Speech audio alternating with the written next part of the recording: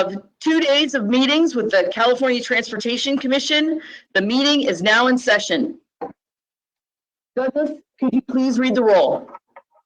Thank you, Chair Norton. Commissioner Alvarado. Yes, sir. Commissioner Davis. Here. Commissioner Eager. Here. Commissioner Grisby. Here. Commissioner Guardino. Present.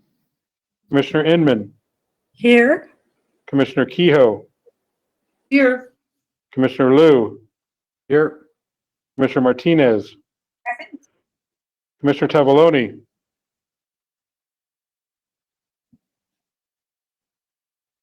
Commissioner Tavaloni.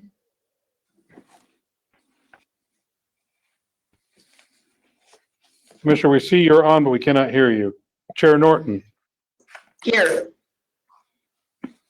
Senator Newman. Here. Assemblymember Friedman. Madam Chair, we have a quorum.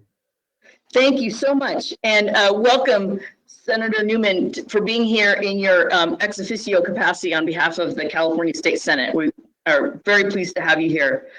Next, we are going to go to tabs 2 and 3, which we'll take together: the approval of minutes for the January meeting and commissioner meetings for compensation. Motion to approve, Martin. Thank you, Commissioner Martinez. Do we have a second? Second, Commissioner. Thank you very much. Douglas, could you please read the roll? I will, Chair Norton. Thank you. Commissioner Alvarado. Yes, sir. Commissioner Davis. Aye. Commissioner Eager. Aye. Commissioner Grisby. Abstain. Thank you. Commissioner Guardino. Aye. Commissioner Inman. Aye. Commissioner Kehoe. Aye. Commissioner Liu. Aye. Commissioner Martinez. Aye. Commissioner Tavaloni.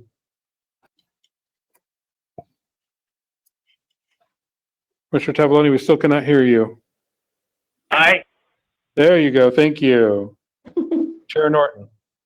Aye. Chair, And the before, motion is approved. thank you so much. And before we go to the other items, Douglas, I would really like for you to please read the instructions for public comment and basic instructions about the meeting today so that people are aware of how to participate. It is important to the CTC that all people who would like to participate in these meetings are being given an avenue to do so. So thank you, Douglas, for reading this out for us all. Thank you, Madam Chair. Welcome, everyone, to the 2021 virtual CTC meeting, March 2021, I'm sorry. Please note this is a 2-day meeting, and you will need to use a separate link to attend the meeting tomorrow. The links can be found on the first page of the meeting agenda on our website. Please use the questions tab if you have questions about this. The CTC exists to make transportation planning, funding, and policy more understandable and accountable. Our meetings normally take place in diverse locations around the state so that commissioners can see firsthand the variety of infrastructure issues around California. However, containment measures surrounding COVID-19 have required us to adjust to this webinar format. Please bear with us should we encounter any technical challenge. The Commission's meeting agenda is located under the Handouts tab and can be downloaded and saved during the webinar. It can also be found on the Commission's website. Webinar instructional guide is also located under the Handouts tab on the Commission's website. If you're experiencing any technical issues with the GoToWebinar system, please contact Commission staff through the Questions tab or via the ctc@catc.ca.gov email address. Commissioners, should you have any questions or comments during the meeting, please let us know by raising your hand or otherwise getting our attention on your camera and wait for the chair to call upon you. You can also send inquiries and comments through the Questions tab that can be read to presenters and the audience on your behalf. Please mute your microphone except when you intend to speak to minimize outside noise and feedback. We will do our best to call on each of you in turn. We hope that you will in turn turn your camera on when speaking if you have one. Because this meeting is not an in-person meeting, every vote will need to be a roll call vote. Staff will group items for votes to help save time. Please only speak when called upon to eliminate interruptions. When called upon, please state your name briefly to make your point. We would ask that no one speak a second time on any one motion until everyone who wishes to speak a first time has done so. Presenters, if you're on the agenda to make a presentation, please do your best to be succinct. We hope that you will also turn on your camera during your presentation if you have one. For the members of the public, we welcome comments from the public. For participants joining us through the GoToWebinar system, please find the webinar panel, typically located on the right-hand side of your screen. There you'll find an audio, questions, and handouts tab. Under the audio tab, attendees will have a choice to listen via computer or telephone option. Should you prefer computer audio, please ensure the appropriate box is selected.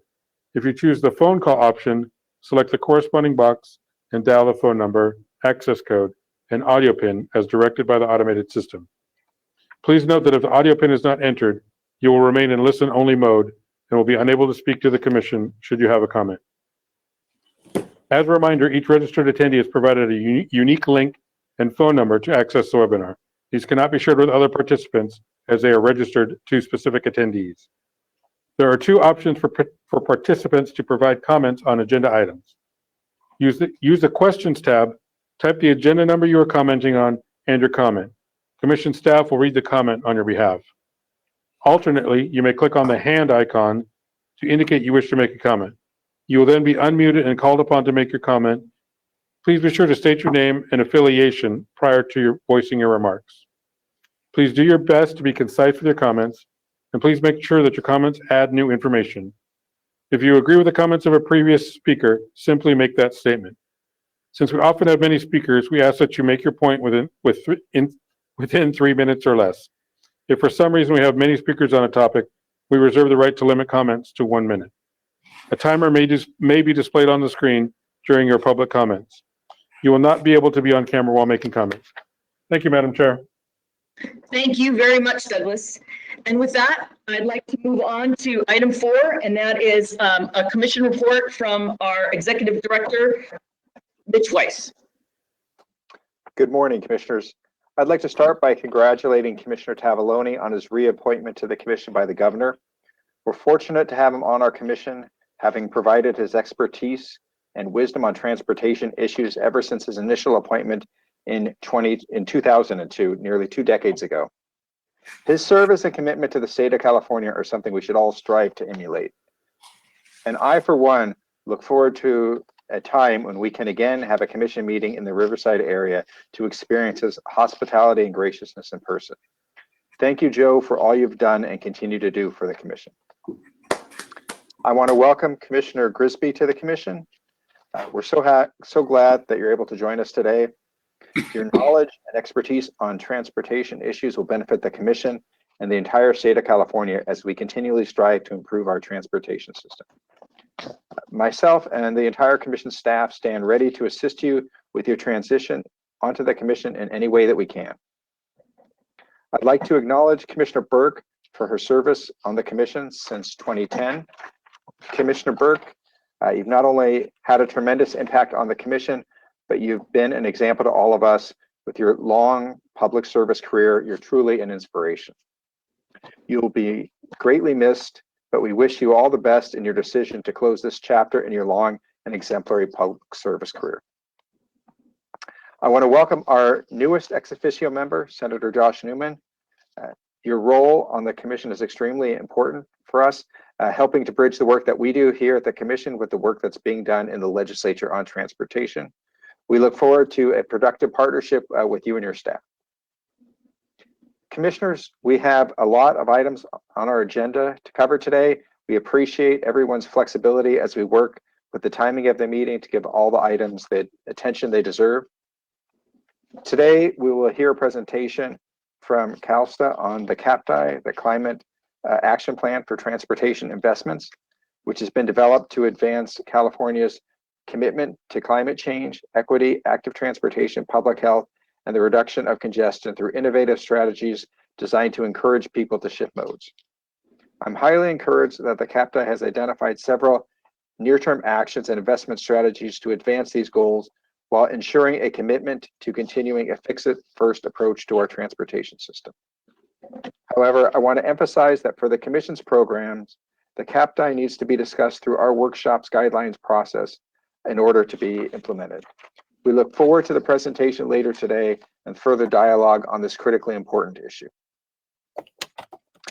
Commissioners, I'd also like to update you on meetings that Chair Norton and I, alongside Secretary Kim and Director Oma Shakin, have had with members of the California congressional delegation and their staff to discuss California's priorities for federal surface transportation reauthorization legislation.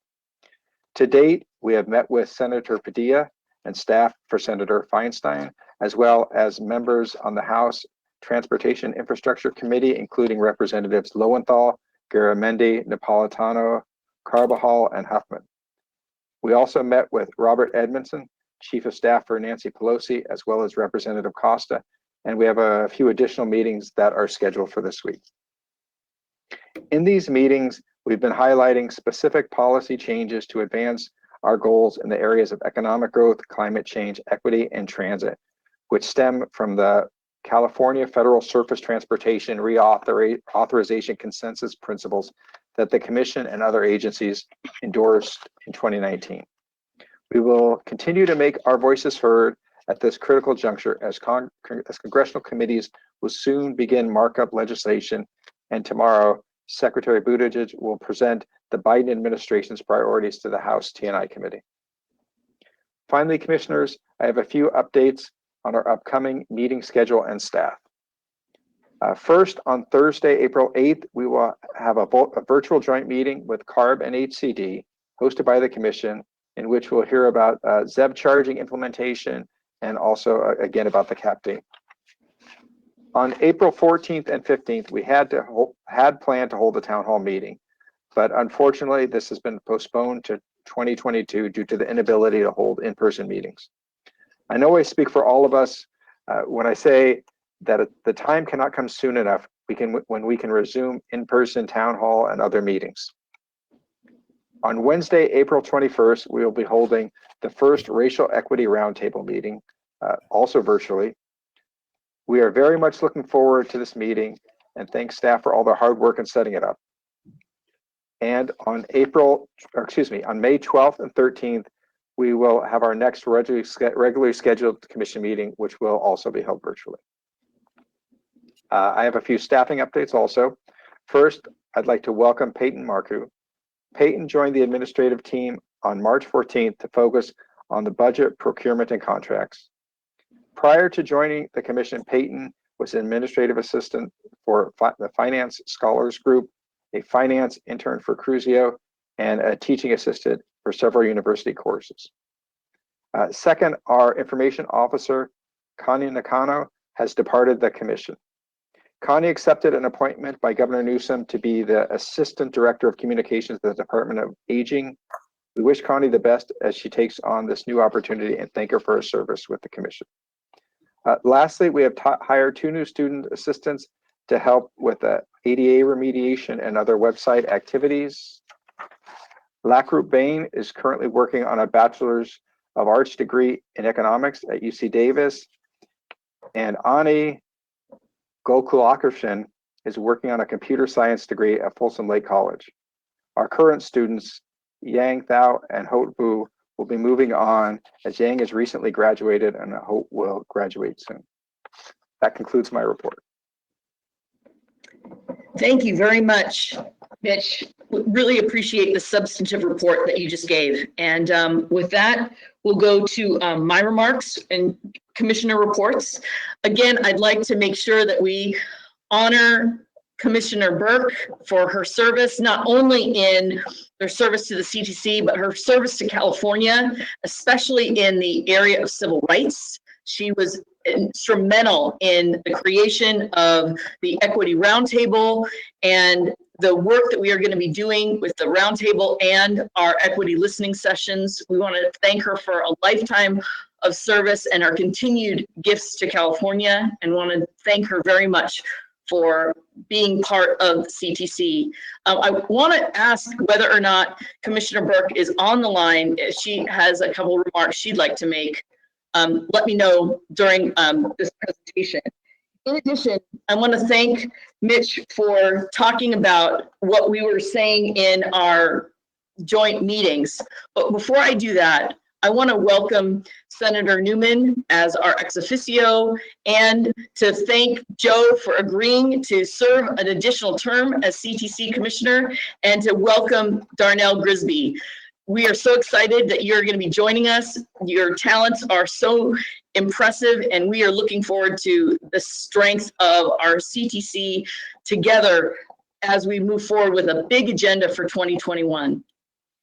Speaking of that big agenda, it was very significant when we were going through the commission and congressional briefings to have the Secretary of CalSTA, CTC, and to have Director Omashakin present, all speaking about the same significant agenda. And I want to highlight the things that we presented as part of the CTC, because these 4 items, well, Secretary Kim and Director Omashakin will talk about the items that they presented.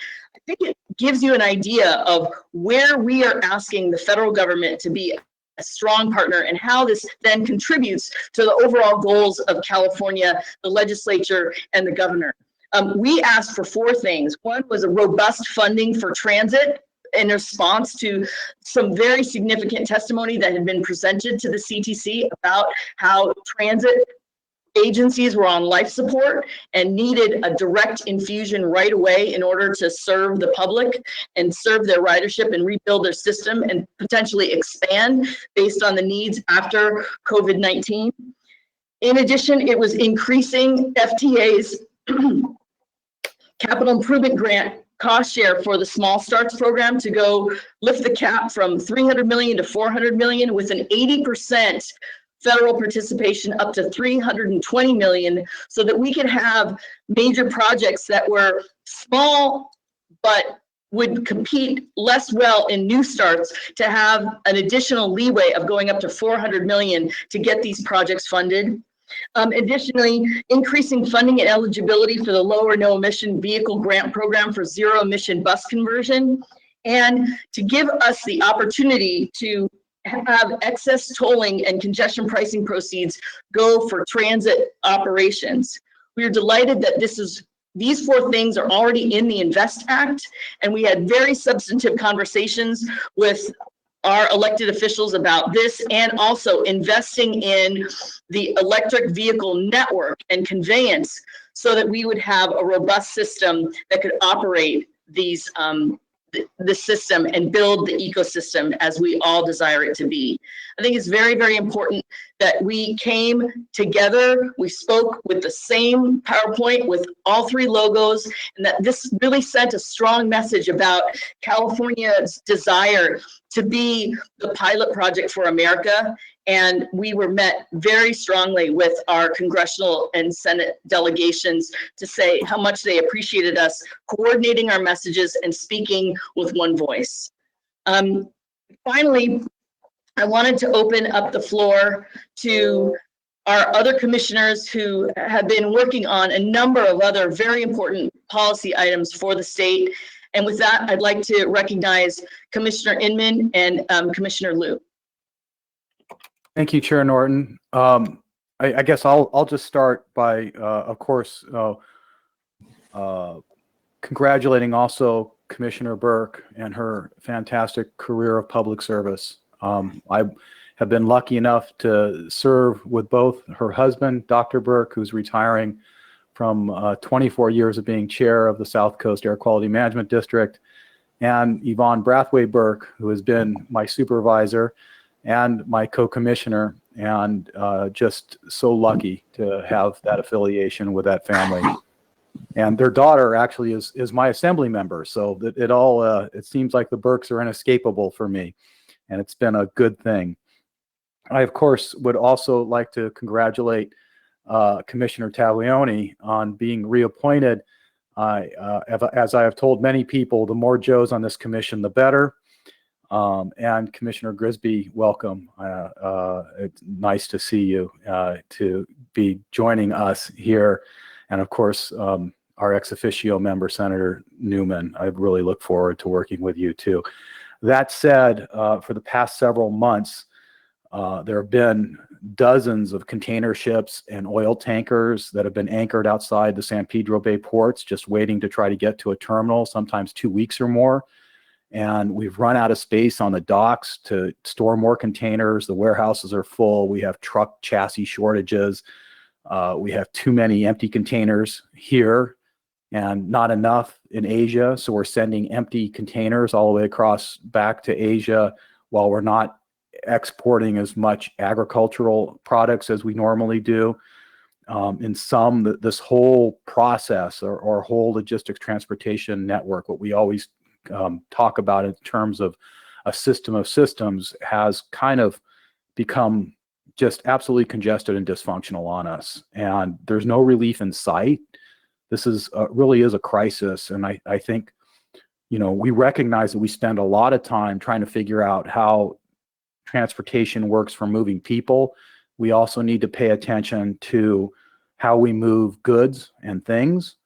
And we need to be involved as a commission in the solution to this problem. So Commissioner Inman and I had a talk yesterday, and she's got some recommendations that I support. And I'd just like to turn it over to her to talk about those things. Thank you, Commissioner Liu. And first of all, ditto to everything you said about our fellow commissioners. We're going to miss Yvonne or Commissioner Burke, and delighted that Commissioner Tavoloni, and welcome Darnell and Commissioner Grisby to joining our team. So thank you for those comments. And then also just want to lean in on really the pandemic has gotten our supply chain, our system of systems, the choreography is all off. So we have system imbalances on every node. And as Commissioner Liu reported, really no end in sight before we move into the peak season. So I think what we would like to do is work with our staff to figure out how the commission can bring the different parties together, working with our California Port Authorities Association, our ag industry, all of our different partners, our Class 1 railroads, our trucking community.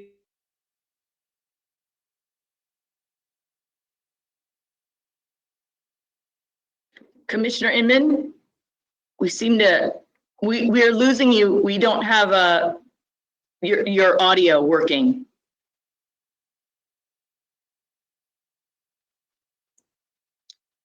Can we try to get Commissioner Inman's audio working? Yes, Chair, we'll work with it. Hoping that we can all put our heads together, bring folks,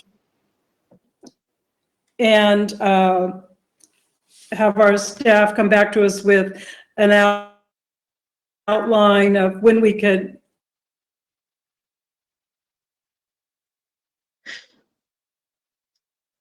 Commissioner Inman, I want to make sure we have your audio working because I believe you're making a motion, and I'd like to make sure we have all of that information clear. Would you mind repeating it? 1 second, your audio cut out.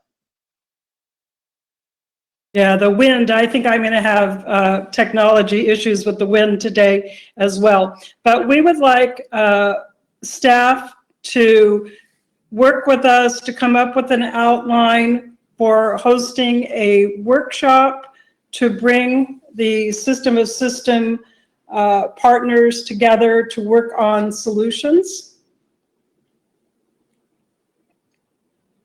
And Okay. we may need a task force. I think it's just the first ask is for staff to come up with the plan, how we could progress, probably starting with a workshop. That's fine, and we'll take that as a directive rather than a motion, Commissioner, but I think that was clear, and we'll just move forward as a directive. Thank you. Commissioner Liu, do you have anything to add? And Mitch, did you hear all of what was encapsulated in Commissioner Inman's motion? Well, so she was cutting out, so I definitely didn't hear all of it, but I know it was Mitch solve the freight problem. I'm not sure I can completely do that. Perfect.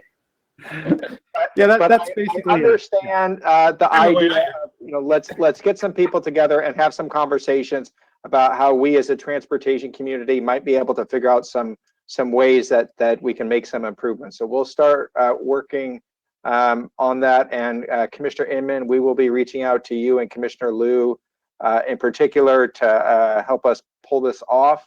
But we hear our marching orders. Okay, well, thank you. And consider that even though this isn't going to be a motion, consider these marching orders to be supported by all of Commissioner Inman and Commissioner Liu's colleagues. Is there anyone who wanted to speak on this issue and add further direction to Mitch? Okay, well, with that, I see Vice Chair Alvarado that would like to say something, so I'm calling on you right now.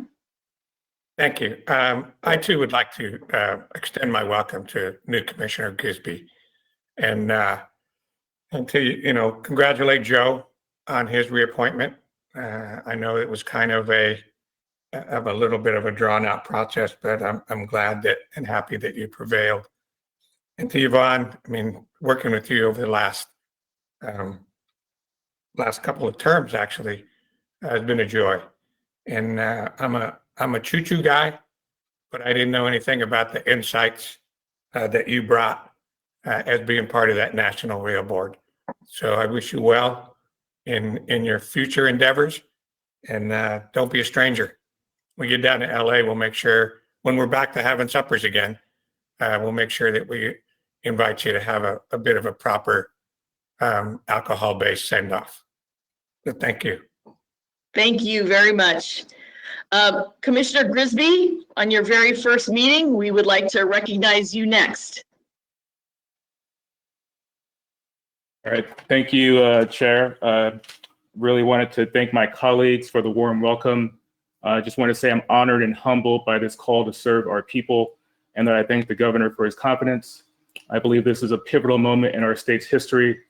By centering justice, both climate and mobility justice, I believe we can transform our economy and secure yet another generation of the California dream.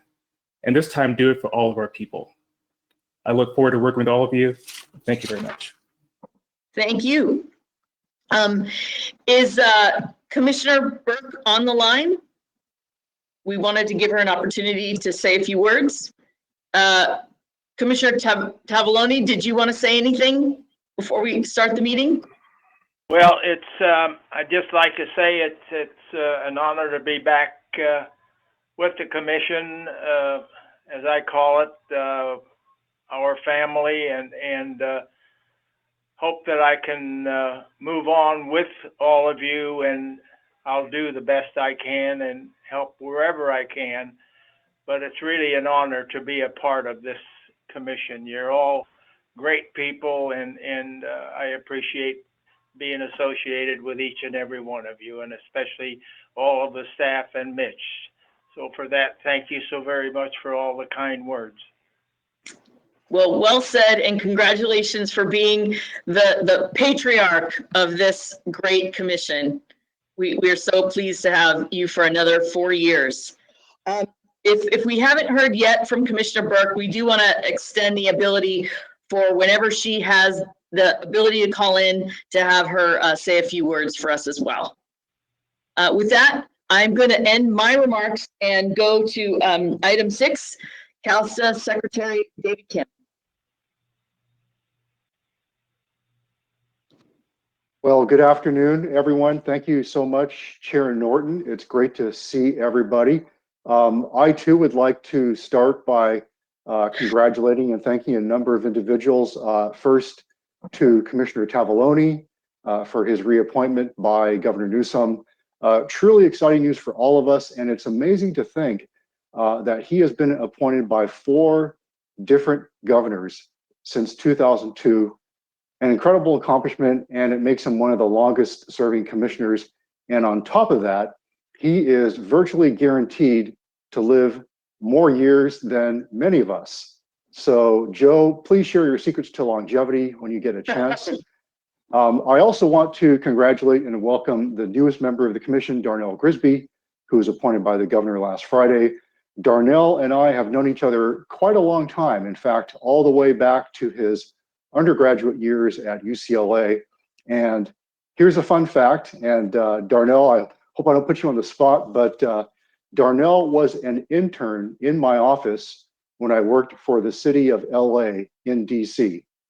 And I can personally verify he was a great intern, but I cannot take any credit for the impressive career he has built after college. And that includes, among many other things, a long tenure with APTA, American Public Transportation Association. He also spent time working in the legislature. And then more recently, he moved back to California to become executive director of Transform. So it is a thrill to welcome Darnell. I think he will add an important voice and perspective to the work of this body. And as so many of you have stated, Commissioner Yvonne Burke, we can't thank her enough. Her time on the commission is part of a truly remarkable career in public service. And I think most of you know the factoids. First Black Assemblywoman, first Black Congresswoman from California, and the first woman and the first Black member of the LA County Board of Supervisors. I'm so thankful for her service on the commission and everything she has done for the people of California. She has been an inspiration to so many of us, and we are grateful. And I also want to extend a warm welcome to Senator Josh Newman. It's great to see you. Thank you so much for joining us.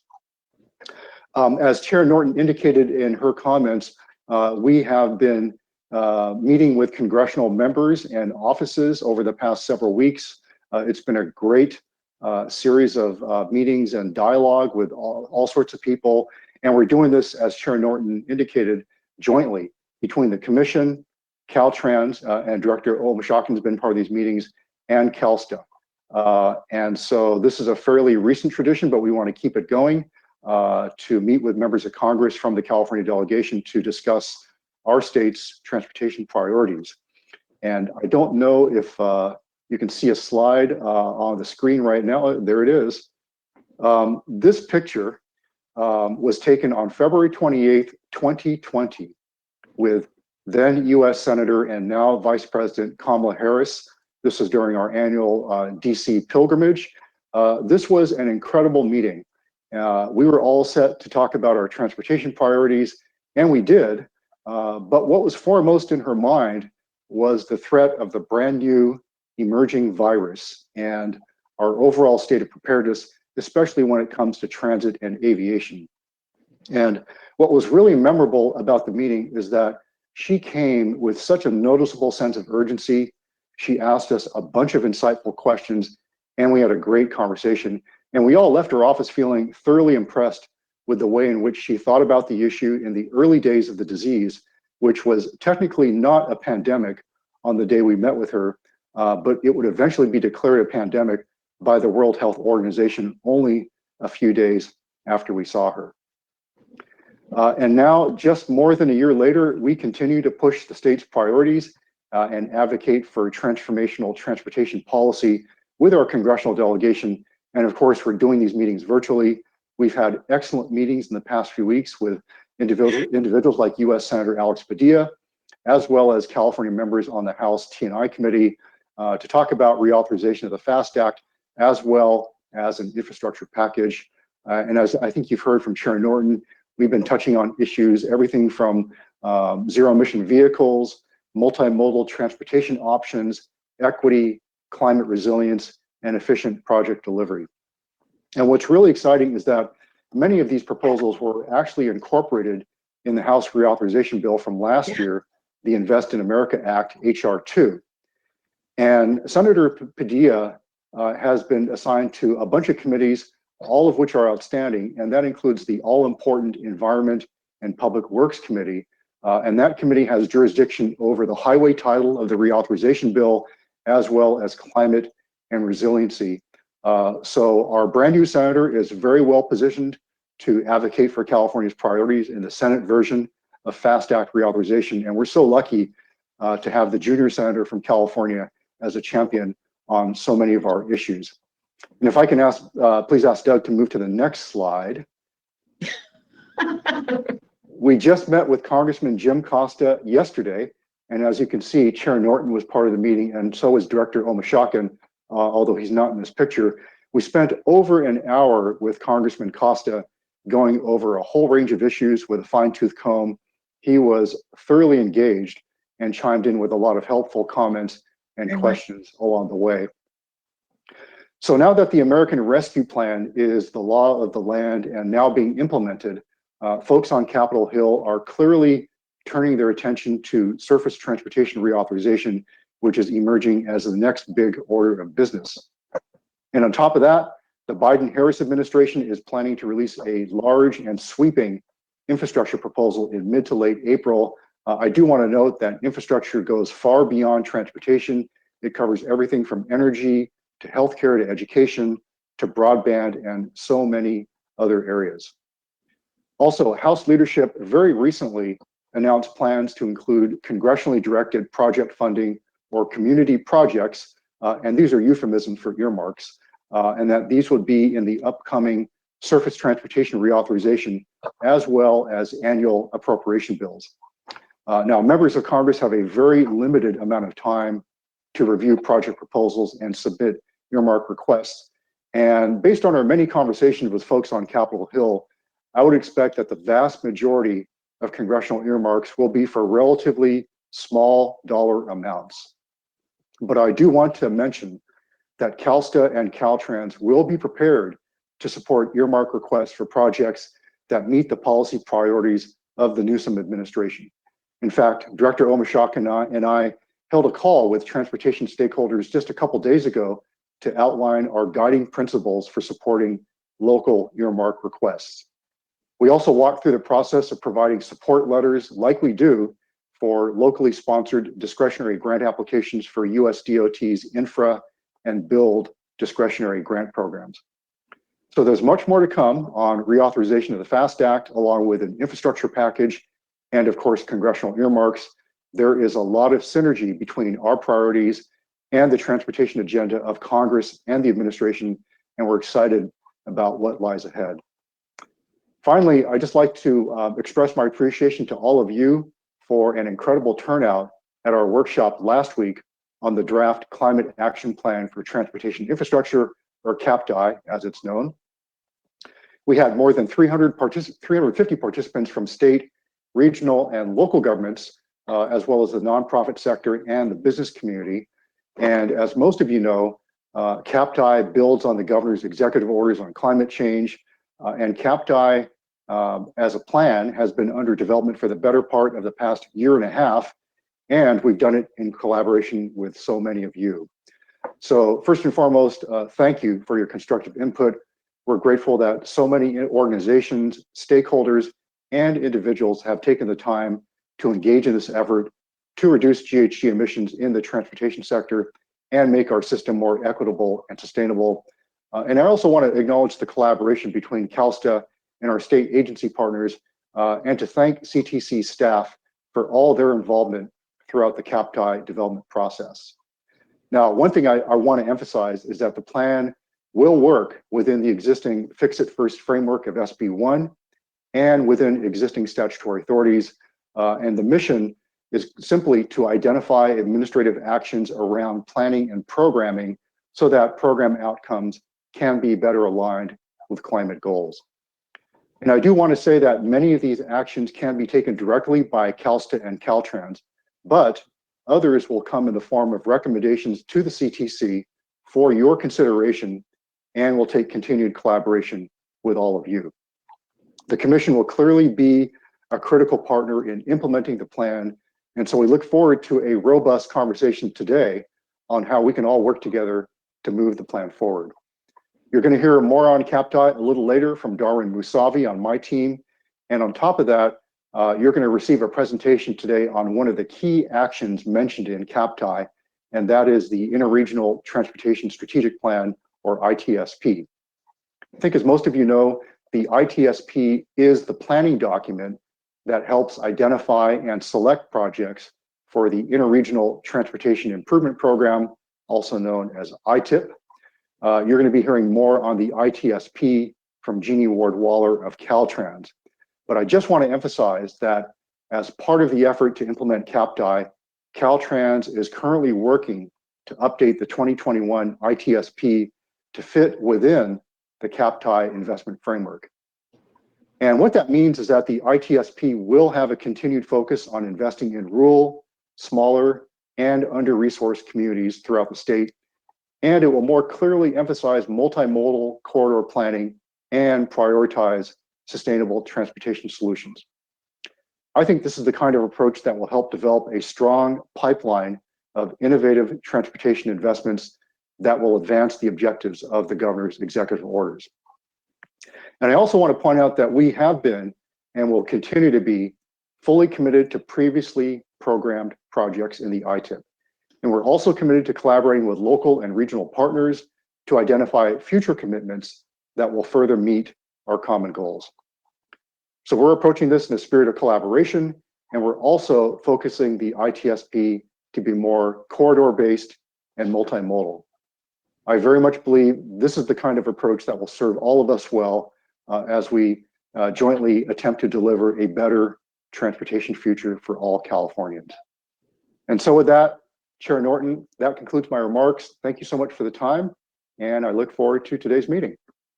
Thank you so much, Secretary Kim. And we want to just thank your staff for their fantastic work on the congressional briefings. It was really a wonderful collaboration, and we just want to thank your staff. And if you want to highlight them now in terms of all the people who you brought to bear to work on this, and to thank our Paul Golozewski for the work that he did, as well as Mitch Weiss in participating in all of these events. Thank you so much, Chair Norton. It is truly a team effort, and these congressional meetings have been, all the heavy lifting on my team has been done by Giles Giovinazzi, my senior advisor, and also assisted by others on our team, Avital Barnea, Lori Pepper, Darwin Musavi, Chad Edison, Alyssa Konov, and I'm sure I'm going to miss somebody. Did I mention Lori Pepper? And so a great team effort, and looking forward to our continued collaboration with you and Caltrans as we continue to meet with folks on Capitol Hill. Thank you so much. Commissioners, are there any remarks you had for Secretary Kim's presentation today? Okay, seeing none. Do we have any public comment on any of our presentations so far? Chair Norton, there is no public comment at this time. Thank you so much. And with that, thank you very much, Secretary Kim, for your wonderful remarks. We will be looking forward to working with you on all of the items you discussed. And we'll then move to the report from the Caltrans Director, Tokes Omashakin. But today, I believe Stephen Keck will be presenting those remarks. Mr. Keck. Thank you, Chair Norton, and thank you, commissioners, for allowing me to speak today. It's been quite some time that I've been before the commission, and I have to say I really miss my regular reports to the commission. So I'm going to make up for today by talking for about half an hour and trying to do justice to Tokes' talking points as I go through. But before I give the director's report, I would like to give a warm welcome to Commissioner Grisby and also to Senator Newman. Welcome to the commission, and we look forward to working with you moving forward. I also want to express my personal delight having read of Commissioner Tavoloni's reappointment in the governor's news release. I am very excited about that as well, and look forward to working with you again.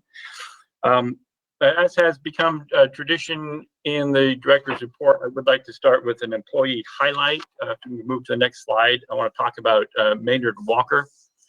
I'm very pleased to tell you a little bit about Maynard. He's a Caltrans equipment operator down in District 12, which is Orange County.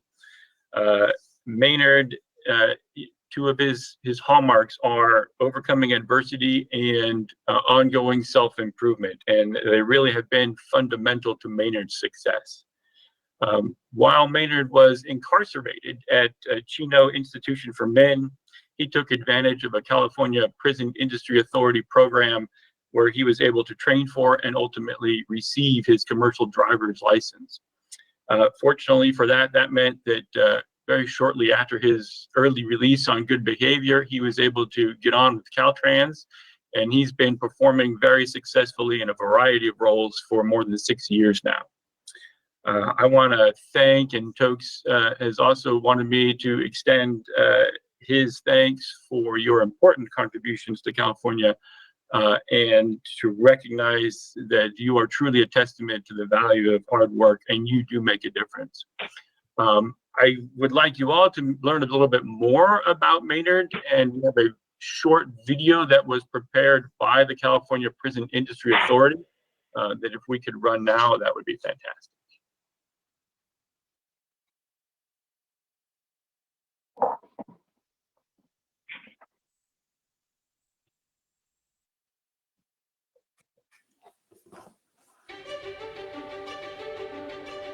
Throughout my life, I've always been a good student, but I've always gotten a lot of trouble outside of it. I was incarcerated for 5.5 years, and I was always halfway in and halfway out. I was on spring break from UC Riverside, and my friends decided, let's go get some money. I was like, oh, well, I'm gonna get some money with you guys, and it didn't go like we thought it was gonna go. So, I understand that, the decisions I made have consequences, and they're all on me. On someone else. I'm currently an equipment operator too. I started off as a landscape maintenance PI. I'm looking to get my degree and get into civil engineering for Caltrans. Caltrans treated me well. I got great benefits and I got a good stable job, even during difficult times. Haven't had to worry about that at all. I learned a lot of skills in dive school. I learned a lot of things hands-on. I learned, welding. I learned how to run other equipment. But most of all, I learned, hard work, learned perseverance and teamwork. Cal PI's dive school, you really have a tight bond with your class that you're going through it with. You can't advance until your entire class is ready to advance. So that you can't leave anybody behind. So it's a big sense of teamwork. We're all trying to encourage one another and try to build one another up because you know that you need that next guy. It opened up opportunities that I wouldn't have had otherwise. It gave me training that I wouldn't have had otherwise. When you're in prison, you can choose to do nothing. You can choose to sit in, your cell or on your bunk or your mat.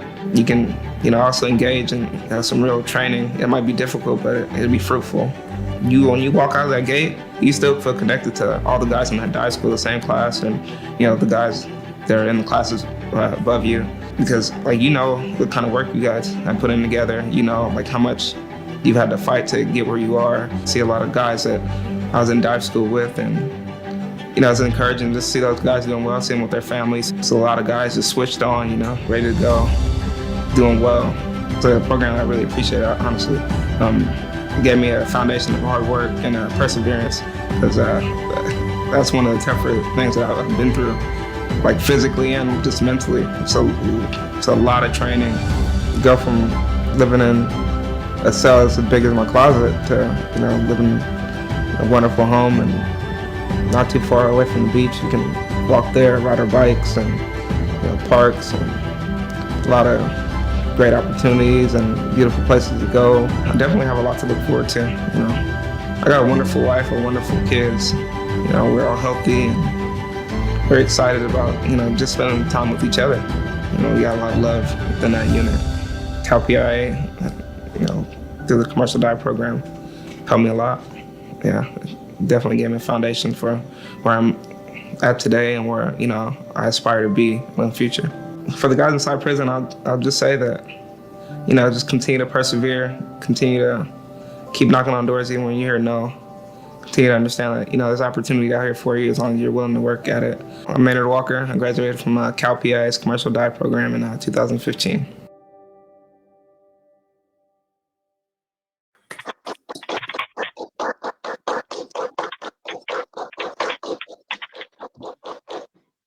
Thank you very much for that. I also want to extend my thanks to the Prison Industry Authority for producing and sharing that video. That was really great.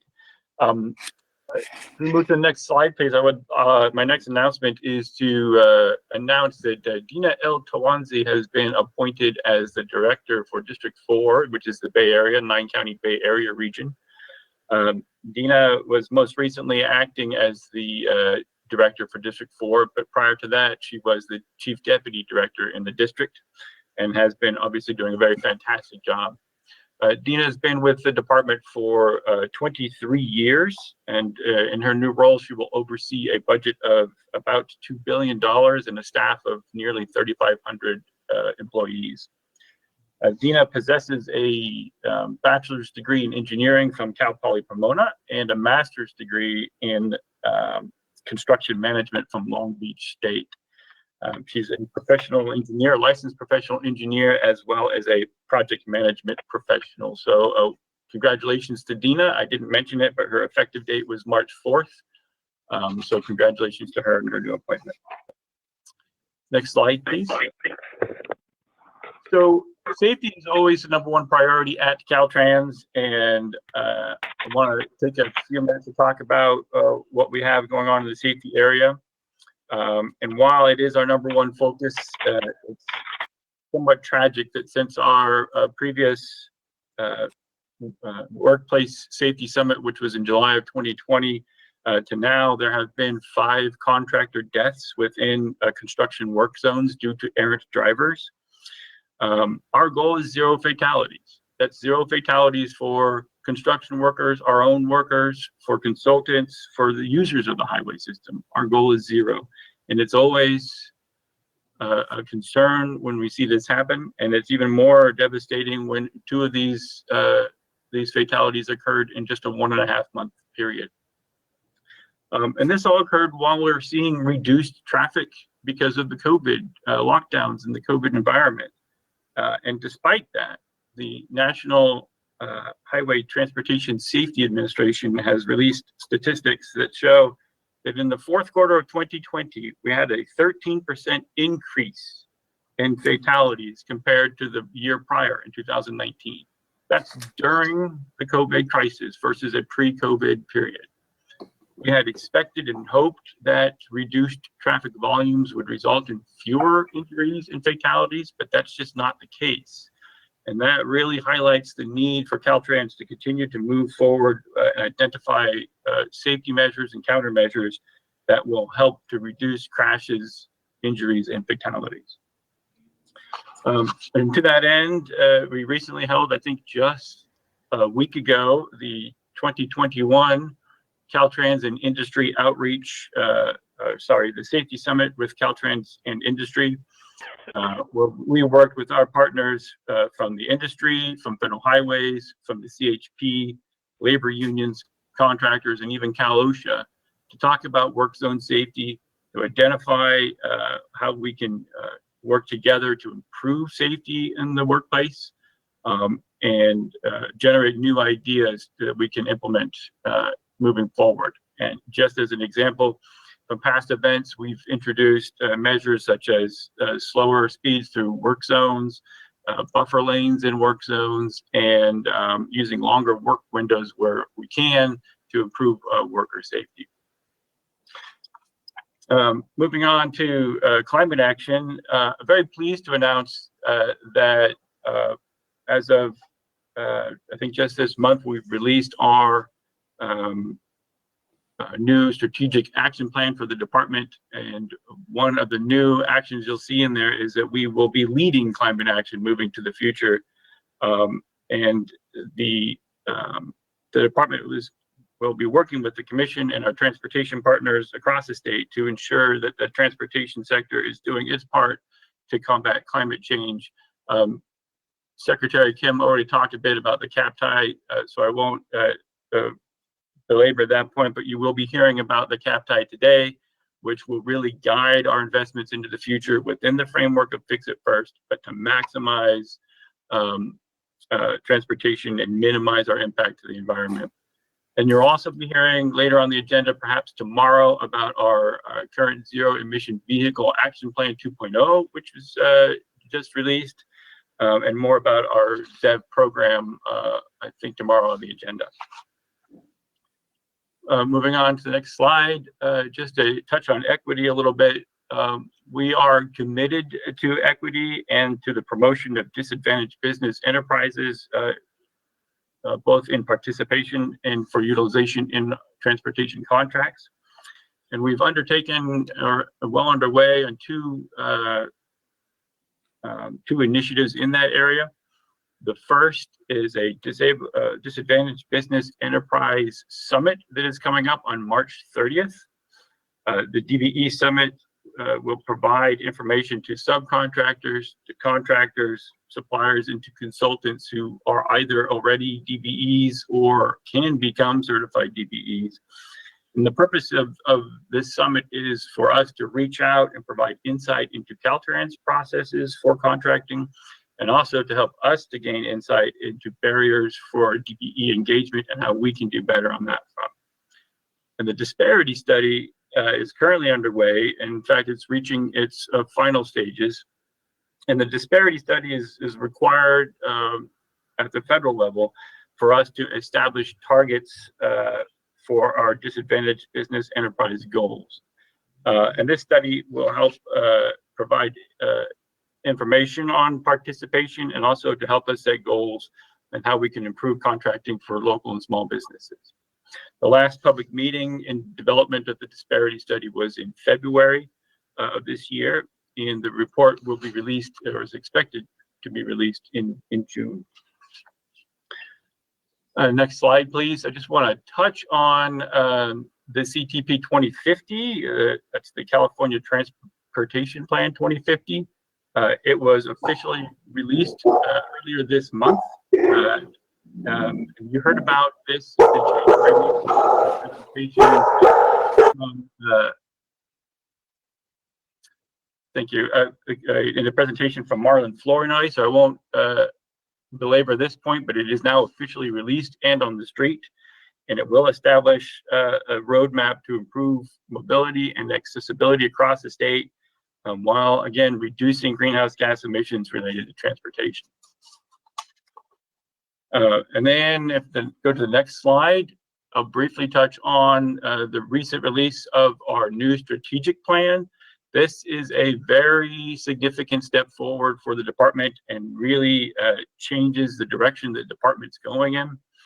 The new strategic plan establishes Caltrans as an organization that is more people-focused and more socially conscious within the transportation sector. So this is a whole new direction for us. It's a very exciting plan, and really is going to require the engagement of all of Caltrans and all of our employees to engage in this process to move California forward.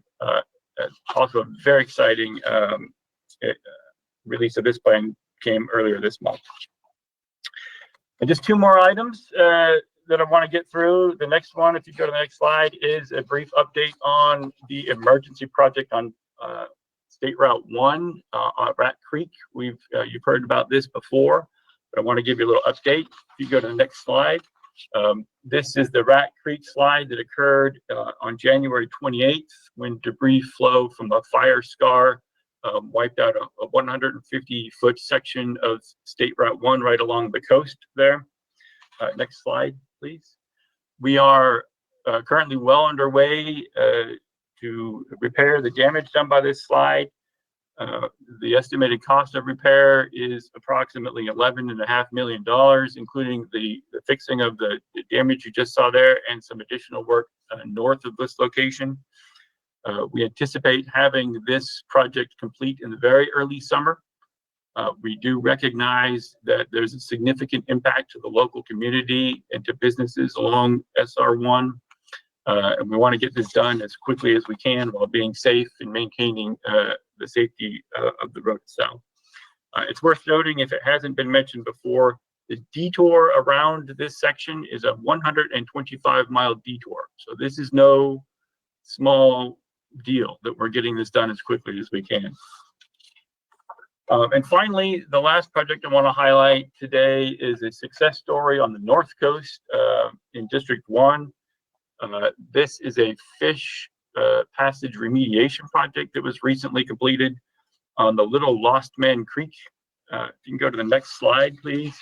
This project removed a passage to fish barrier and to terrestrial migration that had been in place for decades, and it reopens a section of the Little Lost Man Creek, which is a tributary to Prairie Creek.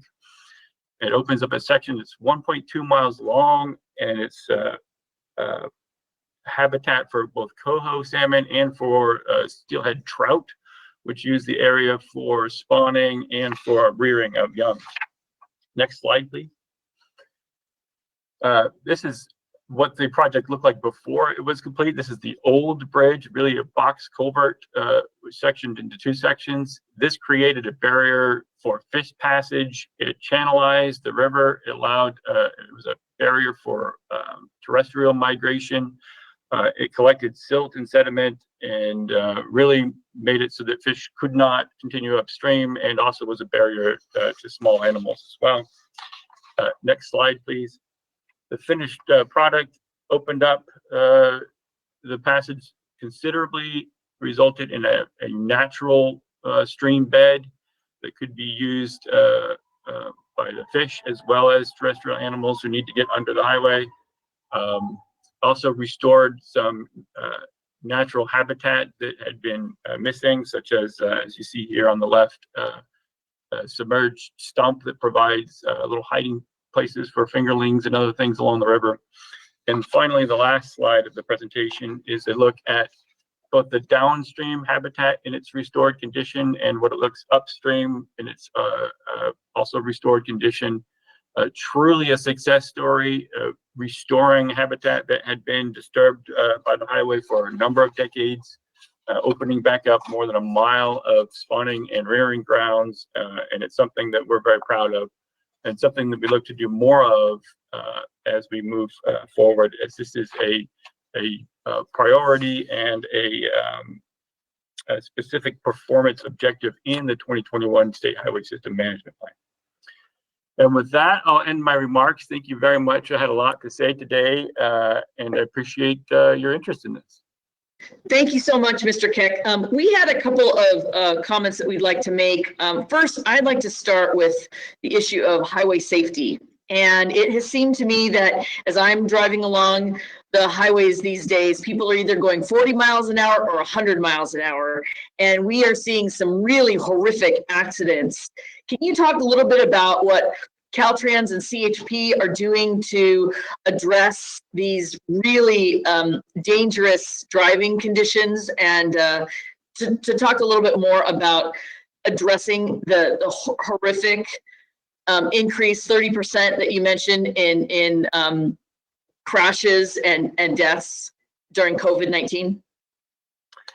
Certainly, and it's not necessarily my area of expertise, but I'll do my very best. When it comes to excessive speed, you're right. That is the number one problem we are seeing with the current COVID issue. Volumes are down, but speed is up, and extreme speed is up. And that is a very significant problem. And so we're working with our CHP partners to crack down, especially on extreme violators of the speed limits. As you know, I think it's a fairly common phrase, speed kills. And excessive speed is our number one problem to deal with during the current crisis. So we're working very closely with our partners at CHP to address that. Caltrans, of course, has no enforcement role of speed, so we work with our partners to get that done. I want to make a slight correction if I misspoke earlier. The increase in people killed on the roadways is a 13% increase in the last quarter of 2020 versus 2019. Still a very significant increase and a serious matter, but it's one that we are actively working with our CHP partners to address the issue of speed. Thank you so much. I do apologize. I'm slightly hard of hearing, so 13 and 30, I really do appreciate your correction on that. I want to call on Commissioner Inman and then Commissioner Liu next. Thank you, Chair Norton. So, I know that safety is number one priority, and we have these reports. I wonder if we could just have a side briefing and really dive a little deeper to see what collectively we all can do, because I too am concerned with just the excessive speeds and the number of fatalities and really severe accidents. And, to lose 5 of our construction related or our construction project related workers is just horrific since last July. So maybe we can do a separate little workshop on, I know that they had a safety summit, but maybe there's something else that we could do. So like to direct staff to see what we could do. Thank you so much. Mitch, do you hear the request in directing staff to look at this issue? Yes, ma'am, I did. I would also want to point out that we have under tab 26 a presentation on the Federal Highway Safety Improvement Program, which is a safety program that the commission allocates the funds to Caltrans and Caltrans administers. One of the things we've talked about internally is how we can follow up on that with some data. This speaks to something that Commissioner Inman, you had brought up in the past, which is, we have a lot of safety projects on our agenda, and we frequently say, we have a performance measure, it'll reduce X number of collisions. But do we have any data to show that we're achieving what we think we're going to achieve with these measures? So I think that would be a good follow-up, and we'll figure out how we can incorporate that into our next workshop. Okay, thank you. And before we leave this item, Commissioner Davis, you've been a leader on worker safety, especially on highways. Would you like to give us some input on this? Yeah, thank you, Chairwoman Norton. Just to say that I've got a meeting scheduled with Director Omashak and Caltrans staff, I think April 7th, to talk about this issue. Unfortunately, I think 3 of the 5 fatalities, if not 4, were members of my union. Oh my God. In those work zone inclusions, and 2 of them on the same stretch of road in San Diego. After a couple of weeks' time. So we're going to offer up the service or the partnership with our National Health and Safety Fund in Washington, D.C. They work around the country on this issue, and certainly do all we can as an organization to make this better for every Californian and every worker that works in these work zones where people tend to marginalize, I guess, the importance of the work they're doing, and certainly not doing anything. A lot of people not doing what they can do to follow the speed signs, the speed limit signs, and make this a much safer work environment for these tradesmen and women that have chosen to make this their profession. So we look forward to working with Caltrans on this, and excited about if we can save a life, whatever work we do will be well worth the effort. Absolutely. Thank you so much. Senator Newman, I see that your screen is on. Do you have any comments you'd like to make on this item?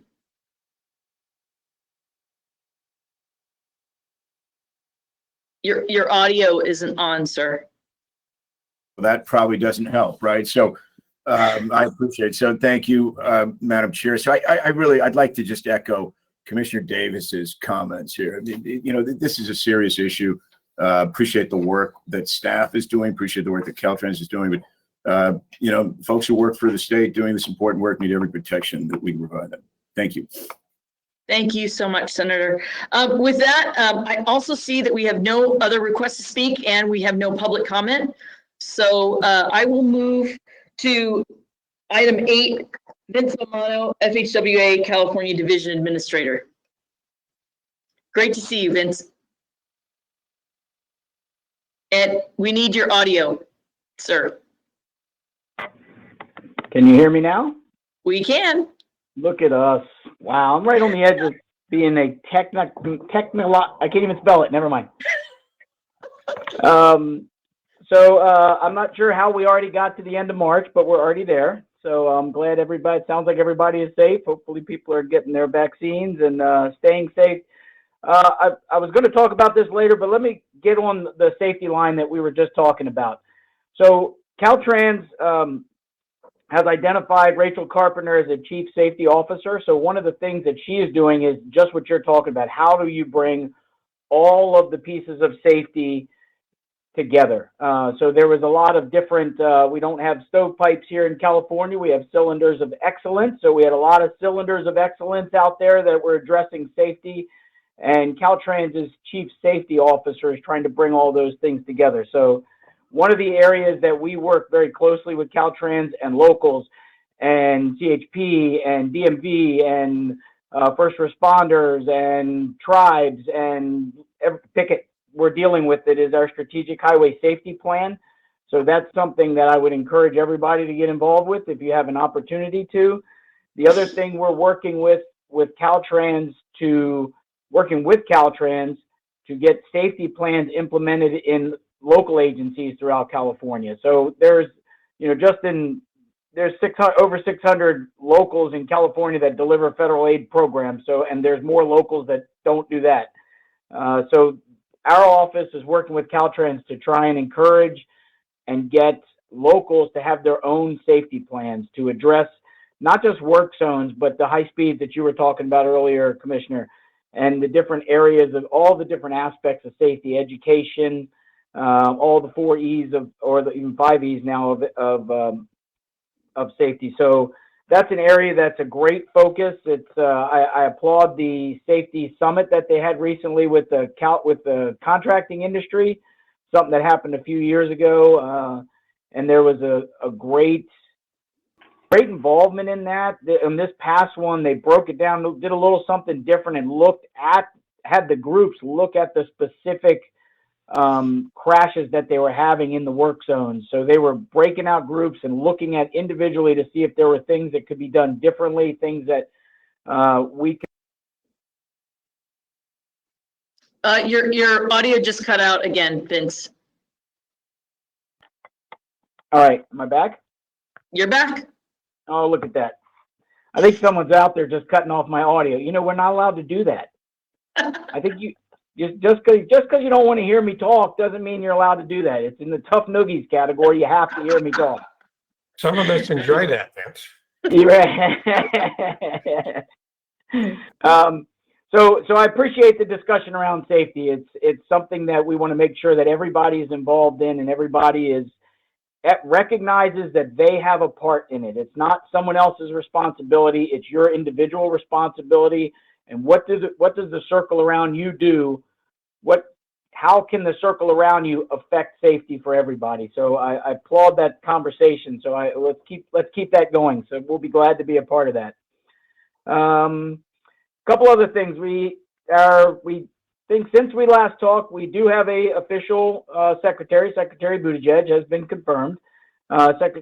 Deputy Secretary Polly Trottenberg is going through that confirmation today, I believe. So those are the two that'll be that need to be confirmed. So we'll see where that goes. I can't imagine anything. The Deputy Secretary Trottenberg has been part of a previous administration, and I think many of you may know her. Very influential in the transportation industry. A couple things we have from a finance standpoint. We had several grants come to California. MTC got a work zone data exchange grant. Caltrans got a surface transportation system funding alternatives grant. So that's looking at the different types of ways to possibly fund transportation. Sandag got a ATC MTD grant. That's the Advanced Transportation Congestion Management Technology Deployment Program grant. So Sandag received that, and Metrolink received a commuter rail safety improvement grant looking at rail grade crossings. So had several grants that have been issued in the last few months to California. We have our infra program just closed on March 19th, I believe. So that was just last week. So we'll see. Hopefully we'll see some of that money coming to California. I appreciated Stephen bringing up the DBE summit that's going to be happening. I think it's on March 30. I would encourage people to get involved in that, be a part of it. This is an opportunity for disadvantaged minority businesses to figure out how to get into this industry, how to play in this world, and it's going to be a great opportunity. I applaud Caltrans for putting on a summit like that. I think there's 300 and some already, and there should be 1,000 plus involved in that summit participating because it's virtual. California also did I think I might have mentioned this in the past. We've done a review of the California's tunnel program. It was a peer exchange. We had a couple other states come in and work with California and Federal Highway to go over their tunnel inspection program. And what a lot of the other states are doing is going, oh, we need to be doing what California is doing. So well done, California, on the work you've done to stand that program up and get it to where it is today. So like I said, several other states are looking at that saying, okay, all right, we weren't doing that. We need to start doing that. So the collaboration that it takes to get that tunnel inspection program to be effective is extraordinary. So well done to Caltrans on that. And then lastly, we had the, I'll say every time, we got FAST Act. We got the FAST Act as our authorizing legislation that carries us to the end of September, but it was only authorized at 2020 levels. We had an appropriations recently that had the Coronavirus Response Relief Supplemental Appropriations Act that added another 900 million to California. Sorry about the B, million. 900 million to California. And there's some guidance on our Federal Highway website. There was a question and answer session that Federal Highway did for public agencies. And so if you want to go to our Federal Highway website and look up the coronavirus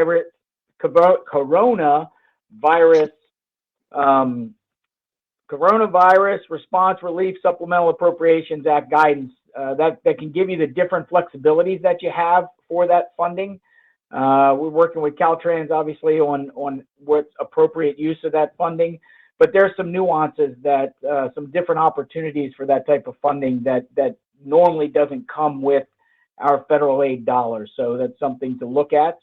And I think that might be all I have. Oh, you know what? I do have to share because it cracked me up. I don't know if everybody is sitting in the same place that you're working every day. You're sitting in the same area. I come into the office every once in a while. When I'm at my house, I sit in my little cave. It's a beautiful little space. Got all my sports teams all hanging around everywhere. But the other day I sat in the area where my wife sits normally. And many of you know my wonderful wife. And I recommend sitting in different areas every once in a while. Just mix it up. Because on the wall in her little space, it says things like, do something amazing today. You know, a friend is a blessing from God. It has all those other things.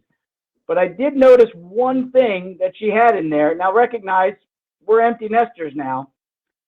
And it said, one thing said, I was hoping for a battle of wits, but you appear to be unarmed. I think that was at me. So just so you know, I recommend mixing it up and sitting in a different area every once in a while. And I think my wife thinks I'm unarmed when it comes to wits. Well, thank you so much, Vince. And actually, I'm here in the house of brick because my house of wood had my Wi-Fi out. So I'm here at the LA Clean Tech Incubator, changing it up, as you mentioned. I did want to make sure that we highlighted what's happening with the gas tax discussion and the whole issue about road user tax, because I think this is something that came up in every single one of our congressional briefings. And I just wanted you to share a little insight that you're gleaning about where this is going. So the direction it is right now is current federal legislation is funding pilots and it's funding studies in those areas. So it's up to Congress to determine where we go with that in the end. You know, obviously the western states have the Western RUC that's going on, and Caltrans is still working in those areas also.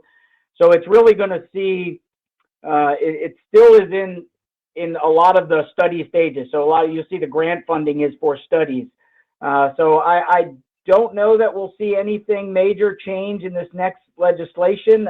You know, there's a couple different things I forgot to mention. I know there's a lot of talk about some infrastructure, potential recovery infrastructure money coming out, or some discussion about that.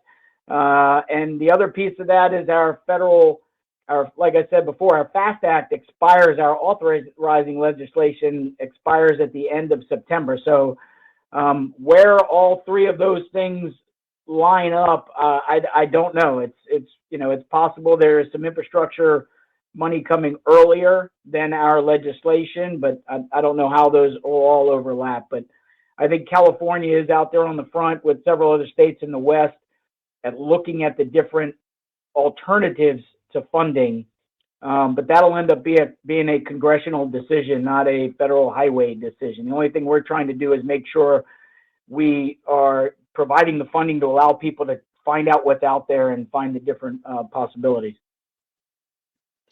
Thank you very much. Senator Newman and commissioners, do you have any other input on this item? Yes, this is Joe. Vince, you made my day. I'm so happy that you finally realized that you should be listening to your wife.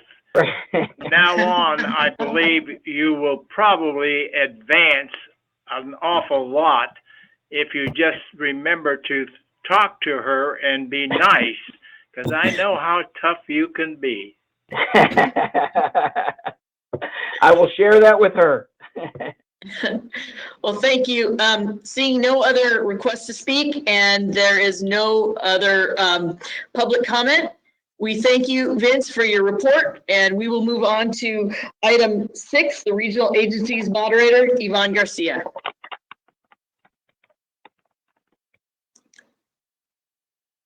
Yvonne?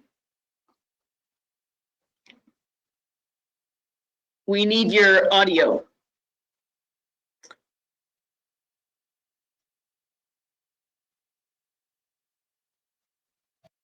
Yvonne, we're showing that you're unmuted. Yeah. Can you unmute yourself?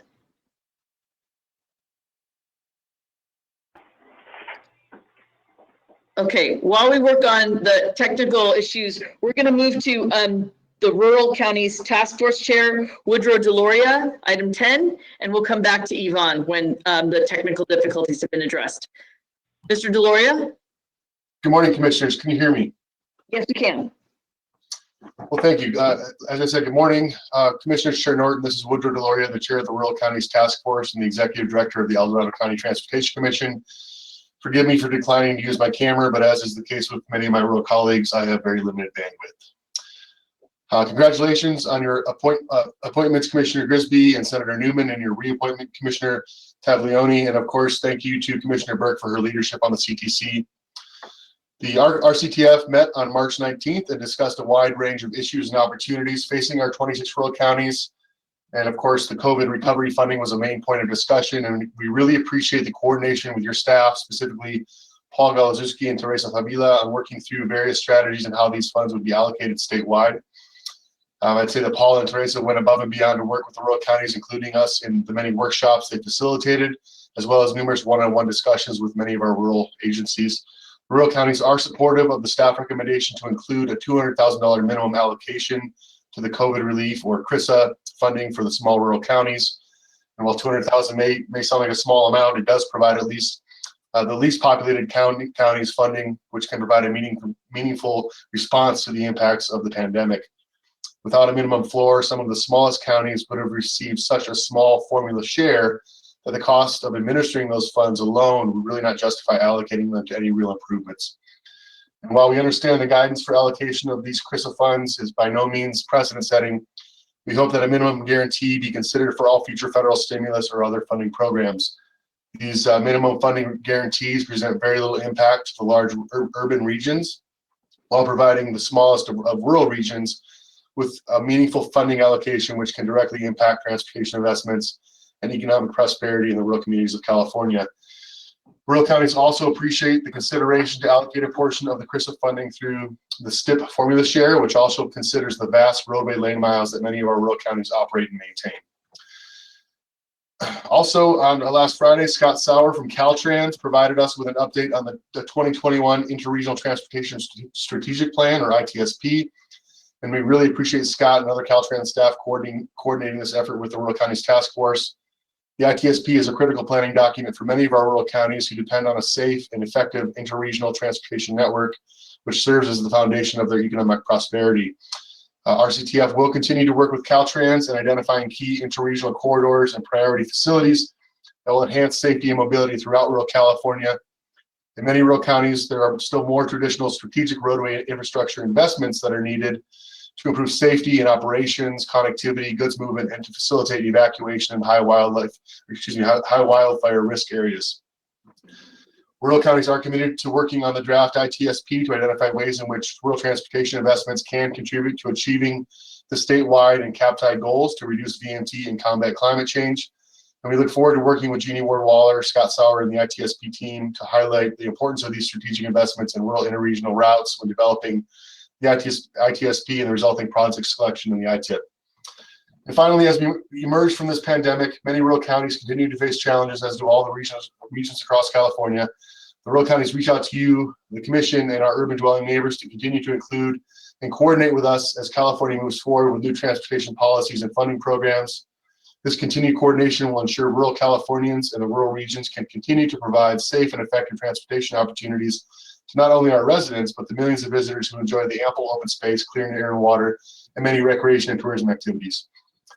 Rural Californians have been socially distancing since long before it was the wise public health practice, and we look forward to one day soon when commissioners can once again come and visit our communities to see firsthand how some of the funding programmed under your leadership has been really transformative in our communities, as well as see the many remaining issues and opportunities that are facing our rural partners. So with that, I conclude my remarks and be happy to answer any questions. Thank you so much. Senator Newman and commissioners, please let me know if you'd like to speak on this item. Okay, seeing no public comment as well, we will move back to item 9. Thank you so much, Mr. Deloria, for your very important presentation today. Is Yvonne Garcia or an alternate ready to make the presentation?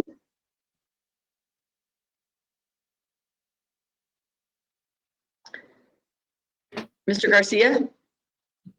This is Dawn Batiste with the San Diego Association of Governments. I'm the current vice moderator for the RTPA group. It seems that Yvonne is still having some audio difficulties, so I'll be making remarks on behalf of the RTPA moderator. Thank you. So first, we'd like to thank Commission staff, Caltrans, and the rest of the presenters who regularly take time to provide the statewide RTPA group with a preview of the Commission meeting presentations and to provide opportunities for input and ask questions. So thank you all for that. At yesterday's RTPA meeting, Tony Dang of Caltrans was kind enough to fill in for Darwin Musavi of CalSTA to provide an update on the climate action plan for transportation infrastructure. And while the group appreciated receiving the document, there was a general consensus that additional time was needed to adequately inform our respective policy boards and provide meaningful feedback.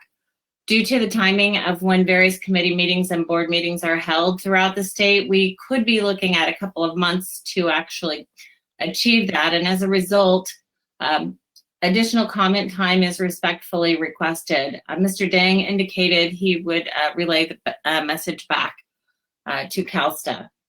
The second subject matter of significance is the federal COVID-19 relief funds. First, the statewide RTPA group is very appreciative of the virtual workshops held by Commission staff. Thank you, Teresa and Paul, and also Muhammad Al-Jabiri from Caltrans for listening and for working with the RTPAs. Madam Chair, we would also like to communicate on behalf of the statewide RTPA group that there is a general consensus of supporting CTC staff's recommendation being presented today, although not unanimous. And this item is being presented in detail as part of agenda or tab 15 on the agenda. And therefore, we're not going to go into the nuances of the options developed, but we are expecting additional public comments on that specific item.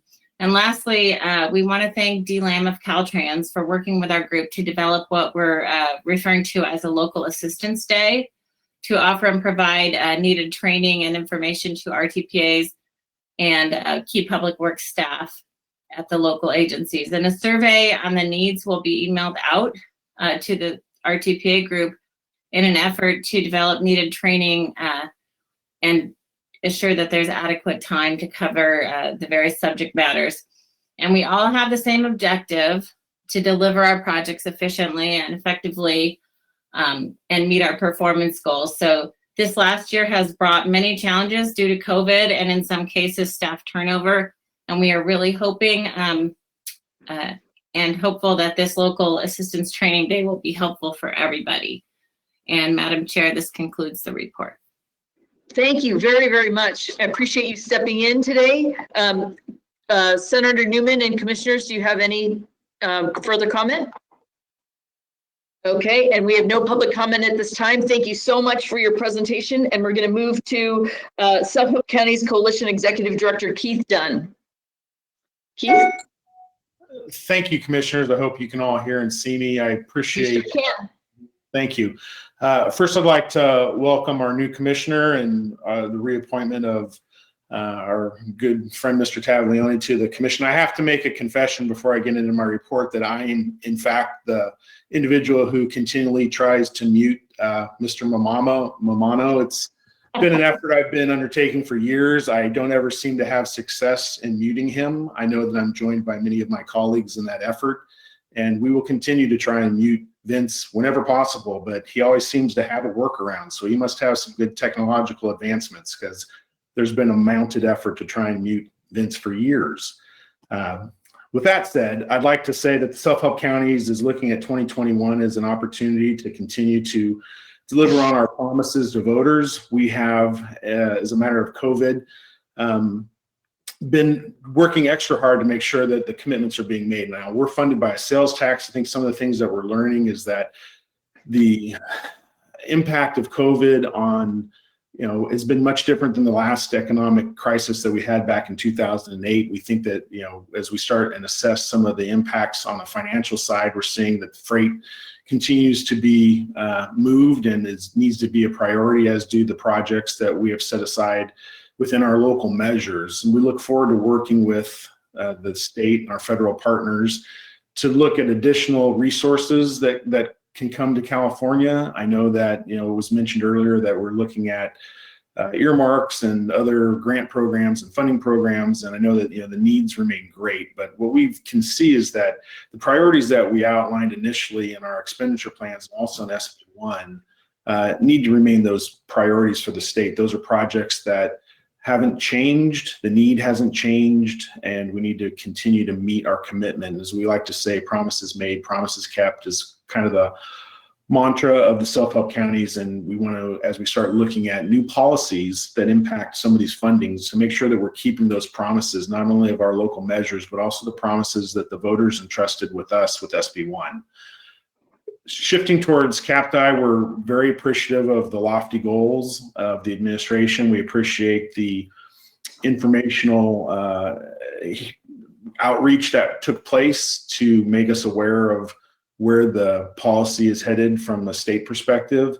We'd like to join our regional partners in asking for additional time to provide those comments. I've always thought that the CTC specifically, your staff has done excellent work on the past on issues and providing a format to provide that additional information. And we'll be submitting a letter making that request. But, again, humbly would like to request that perhaps the CTC Commission meeting might be a good venue to provide that additional information as we move forward, and provide a venue for folks to share comments and ideas on how best to implement these lofty policy goals throughout our great state, which, as we all know, has many different regions, and sometimes ideas that might work in the Bay Area may not work in the Inland Empire or LA or San Diego. So we look forward to hopefully having an opportunity to provide those comments.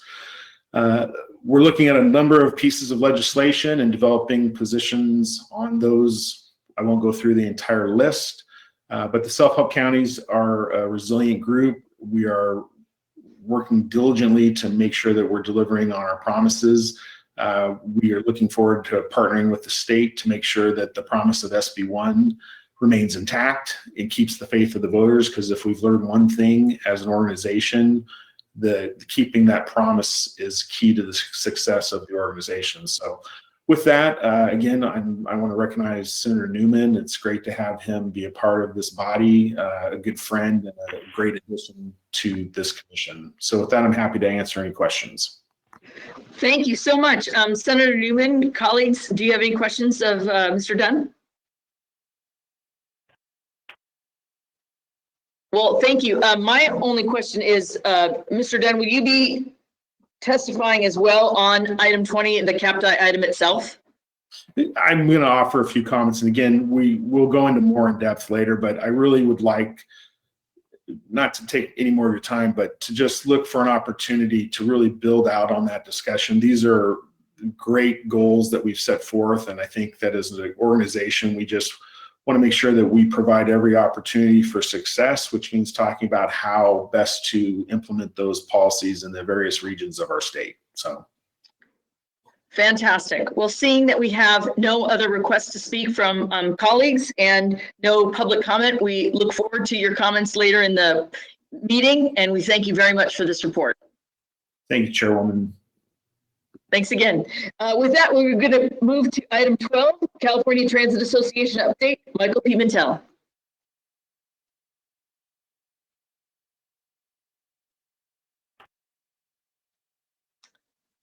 Good morning, Michael. Is your audio on? We can't hear you. All right. So Chair Norton and Commissioners, I'm Michael Pimentel, Executive Director of the California Transit Association. I just want to thank you this morning for the opportunity to present to you to provide an informational update on public transportation in California. I also want to just begin by echoing on behalf of my organization, the congratulations to Senator Newman and to Commissioner Grisby for their appointments to the commission. Early in my tenure as Executive Director, I've had the opportunity to meet with both men and have been very heartened by the conversations we've had already around the state of public transit in California and how we drive our industry forward. Also want to, of course, extend my congratulations to Commissioner Taglioni for his reappointment. Now, when I met with you last in July of 2020, I was very actively sounding the alarm that transit was in crisis. In fact, I had flagged for you that the situation was so severe that several of my largest members were on the verge of complete shutdown. Today, I'm happy to report that following a year of aggressive advocacy by transit agencies, by transit riders, by transit labor organizations and allied stakeholder groups, as well as with the support of our state and federal leaders, the fortunes of public transit are much improved. And to be clear, I do want to emphasize that we're not yet in the clear. We still have some significant challenges ahead, but certainly the situation is much improved. Now, during my presentation, I'll discuss just a few of the initiatives the industry pursued in this last year to get our industry back on track, and we'll highlight some of the measures we're pursuing this year to shore up transit finances, to improve transit efficiency, and to make public transit a more integral part of our state's recovery. So next slide, please.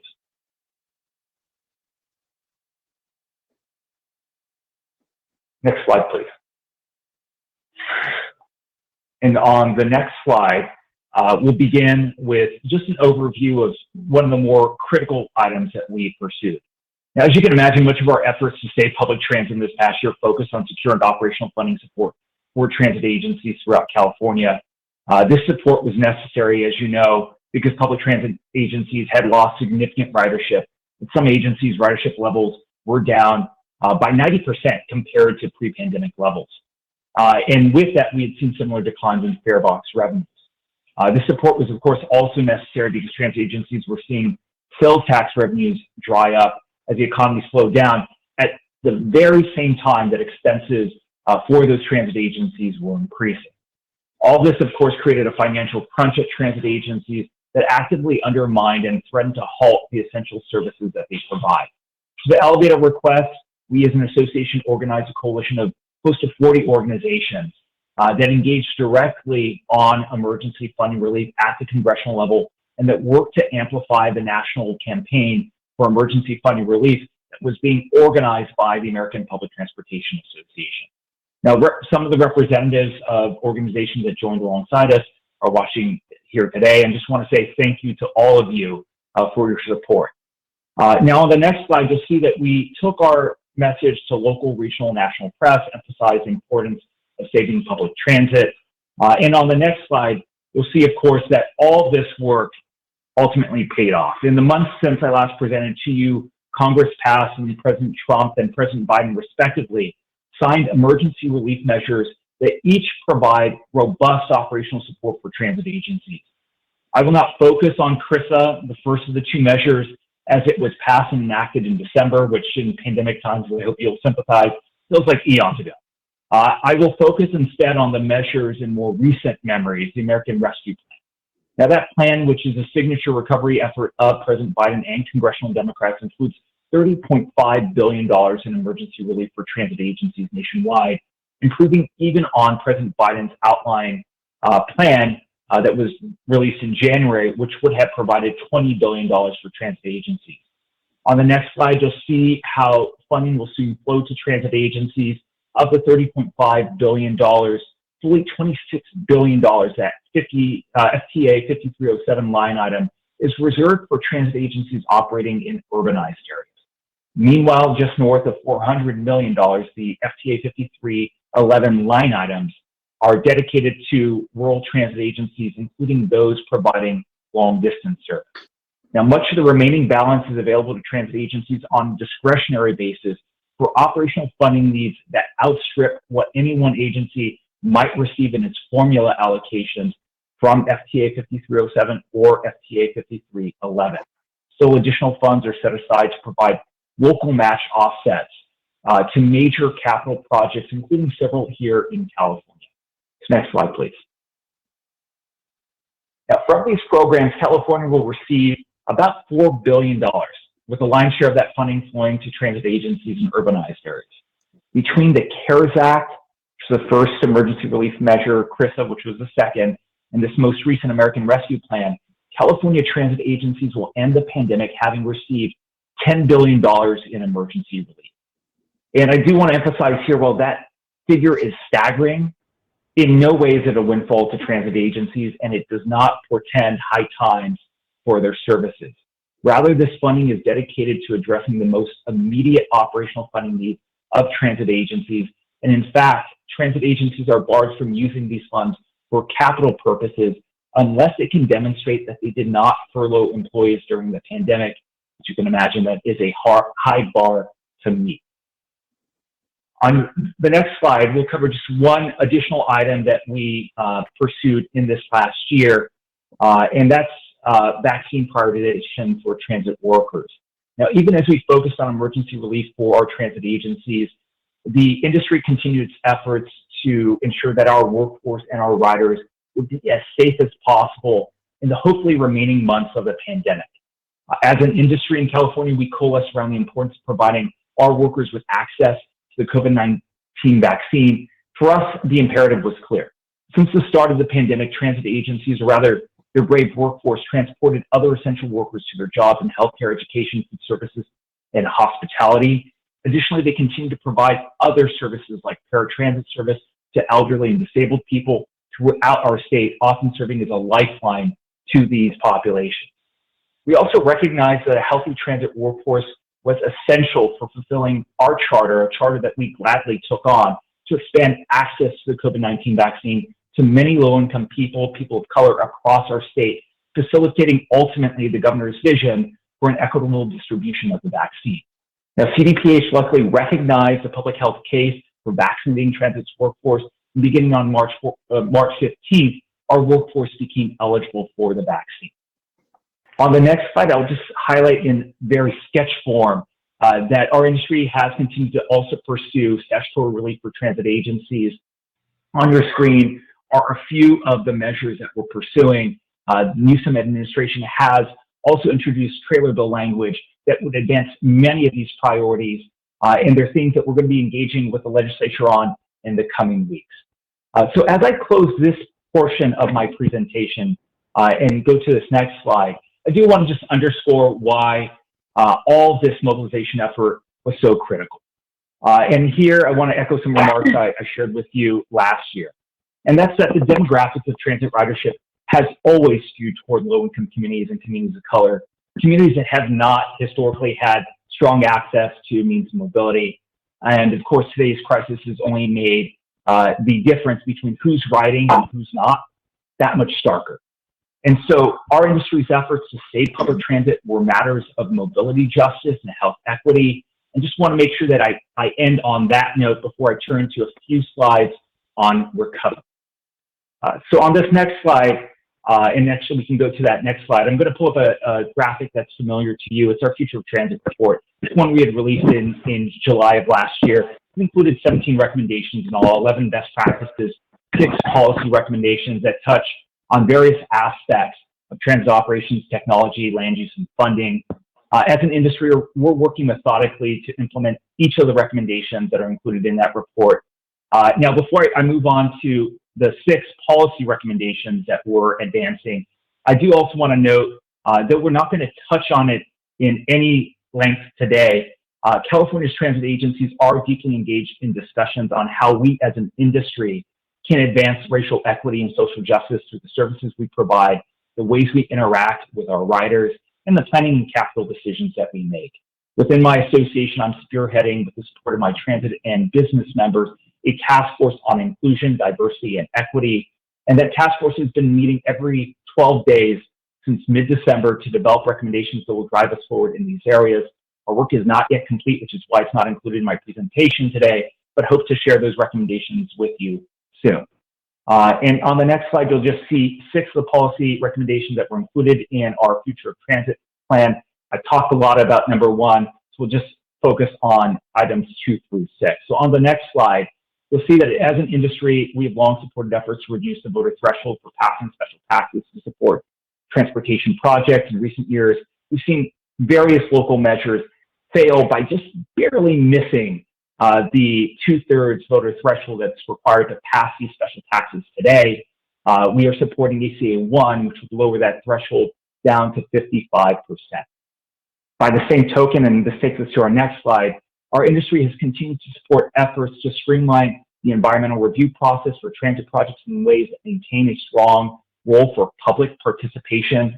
We are supporting this year's SB 44 by Senator Van Allen, as well as having supported SB 288 by Senator Wiener. Both measures recognize an uncomfortable truth that all too often clean transit projects that curb VMT, that reduce transportation sector emissions, face CEQA-based litigation that slows project delivery. Now, these projects, of course, can help catalyze economic activity in our state, which is what's needed as we turn the corner on this pandemic. And then just very finally on this, I would just note that the Biden administration and Congress, of course, are turning their attention to an infrastructure initiative in the coming months, as you heard Secretary Kim address earlier in today's meeting. And given their expressed interest in really driving clean transportation investments, having processes that make sure that we can move those investments forward expeditiously is going to be in the best interest of our state. Now, moving on to the next slide, I do want to just highlight that we recognize that the future requires a transition to zero-emission vehicle technologies. California transit agencies have been at the forefront of developing and deploying battery electric and hydrogen fuel cell technologies. To make continued progress on our state's goal of transitioning all of our buses to zero-emission technologies by 2040, transit agencies do require sustained and increased funding to offset the incremental costs of these technologies. I want to thank the Commission for helping to echo our interest in increased funding with Congress in your recent deliberations with them. Now, we are supporting the Newsom administration's proposal for $1.5 billion of investment in zero-emission vehicles and supporting infrastructure. This funding is going to be a godsend to help us advance these programs for these zero-emission bus programs forward and help us recover from the pandemic. I do want to note that we are also similarly pursuing infrastructure funding and vehicle funding through this next round of infrastructure investments from the federal government. Have 2 more slides of substance, and then I'll be wrapping up. On this next slide, I do want to note that we continue to pursue bus-on-shoulder authorization to expand the authority to operate transit buses on highway shoulders. You'll recall that this was an effort that was advanced by the Commission as a recommendation to the legislature. We're very happy to see that support and continue to have conversations with the legislature on how we move that forward. It has been introduced this year as AB 476 by Assemblymember Bulk Mullen. It is a 2-year bill, and we're looking forward to engaging with a variety of transportation interests to ensure that we get that structure of that bill exactly right so we can deliver on this low cost and common sense transportation solution. I will also note that we have introduced legislation, which I need to make a correction here. It's actually AB 917 Bloom, not Allen, that would discourage the illegal parking in transit-only lanes and bus stops, which just make sure that our vehicles can continue to move through those priority lanes as they're established on city streets. Now, very finally, we'll just note that we continue to pursue expanded capacity within the capital investment grant program at the federal level, make sure that we can continue to deliver large-scale infrastructure projects here in California. In years past, we've seen that the pipeline has slowed down. We would imagine that with this new administration, projects will continue to move forward. And we just want to make sure that we've got all the capacity that's necessary to really see the types of transformational change that I think both administrations, both at the federal and at the state level, are interested in seeing. And so with that, that concludes my presentation. I really do appreciate, again, the opportunity to present to you today. Happy to take any questions on any of what I've covered here today. Thank you.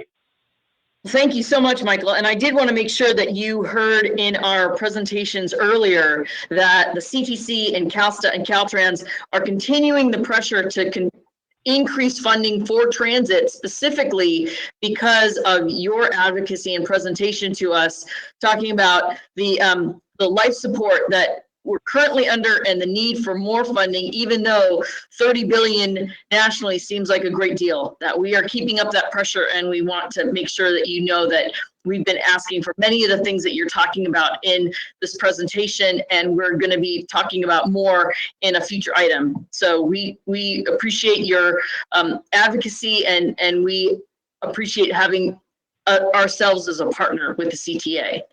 Thank you. Thank you so much for that. Absolutely. Senator Newman or commissioners, do you have any comments today? Okay, we have a lot to go through, and so just know that your items are a priority for us, and we really appreciate our working relationship, and we thank you for the advocacy that you have done and the high priority you placed on transit workers to be vaccinated and recognized for the essential workers that they are. Thank you very much. And thank you so much for the partnership. Absolutely. Seeing no public comment, we will move on to tab 13, state and federal legislative matters. Paul Golzewski.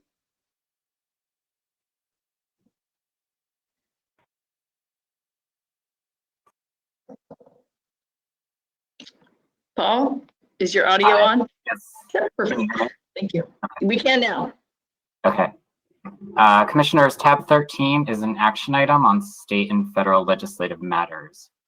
Staff are recommending the commission accept the staff report on legislation included in attachment A of the book item, and also adopt positions on the following 3 bills. First, staff are recommending a support position on SB 339 by Senator Wiener. This bill would authorize a new road charge pilot program to test revenue collection, which was not done as part of the 2017 pilot program that used only mock invoices and payments. This would help prepare California administratively for the eventual transition to a road charge, the need for which has been heightened with the issuance of Executive Order N7920 in September 2020 that requires the state to transition to a fully zero-emission new vehicle auto market by 2035. This bill would implement one of the Commission's recommendations from its 2020 annual report to the legislature. Staff recommends the support position and transmitting the support letter to Senator Wiener included in attachment B. Second, staff are recommending a support position on AB 604 by Assemblymember Daley. This bill would clarify that the interest earnings in the road maintenance and rehabilitation account are for the support of the SHOT program. This bill also would implement a commission recommendation. Staff recommends a support position and transmitting the support letter to Assemblymember Daley included in attachment C. Third, staff are recommending an opposed position on AB 786 by Assemblymember Cervantes. This bill would require the executive director of the commission to be appointed by the governor rather than by commissioners. Commission staff are concerned that this bill would treat the commission differently than other state boards and commissions, such as the California Air Resources Board and the California Energy Commission, which have the authority to appoint their executive directors. Commission staff also are concerned that this bill runs counter to the commission's status as an independent state agency in state law. Commission staff made multiple unsuccessful attempts to discuss this bill with the author or her staff in order to learn about their concern with the current appointment process. Staff unfortunately were unable to have this dialogue and therefore are recommending the commission adopt an opposed position and transmit the opposition letter to Assemblymember Cervantes included in attachment D. And before I conclude my remarks, I also wanted to draw your attention to attachment E in the book item, which contains a copy of the California Surface Transportation Consensus Reauthorization Principles, which Director Weiss mentioned in his report. The Commission and other California agencies endorsed these principles in 2019. They form the basis for the priorities we have been communicating to California's congressional delegation, as you heard earlier. And with that, staff recommends you approve this item. Thank you very much, Paul. Commissioners, do you have any comments on any of these items? Commissioner Alvarado would like to make a motion to support staff's recommendations. Tabellone, second. Okay, and that is a motion to support all three items of motions that we talked about with the legislation. I'd like to take this vote and then add some comments about the federal items, but I'd like us to vote on the state items first. We have a motion and a second.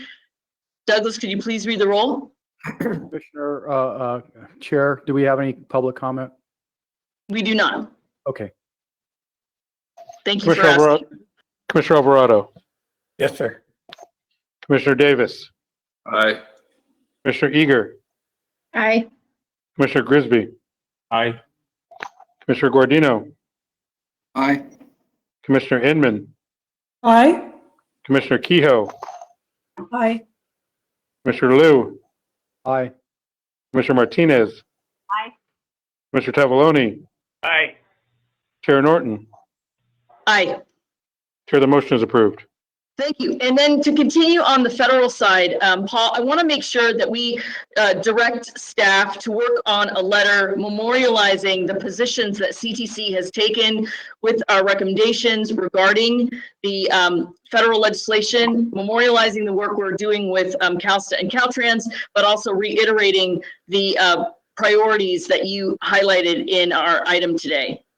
And to work with commissioners if there are other items that we need to include, as this is a moving target, and it looks like there in April there will be legislation, at least a framework, ready to go. Okay. With that, we are going to move to item 14. Seeing that there's no public comment or other commission comments, we'll move to item 14. Paul Golozewski and Keith Duncan, budget and allocation capacity. Commissioners, tab 14 is an information item on budget and allocation capacity that will be presented by Keith Duncan from Caltrans Division of Budgets. Keith. Thank you, Paul. Am I coming through clearly? Yes, you are. Great. Thank you very much. I guess it's still good morning. So good morning, Madam Chair, Commissioners, Senator Newman. Again, my name is Keith Duncan with the Caltrans Division of Budgets, and today I'll have the opportunity to present tab 14, the budget and allocation capacity update for you. Next slide, please. To begin, wanted to provide the Commission a brief progress report through activities. As noted on the slide, the Commission's allocated about 44%, or a little about $3.1 billion of the total $7 billion allocation capacity across all transportation programs within the Commission's purview. The highlight being the SHOP at about 61% allocated and the STIP about 53% allocated through January.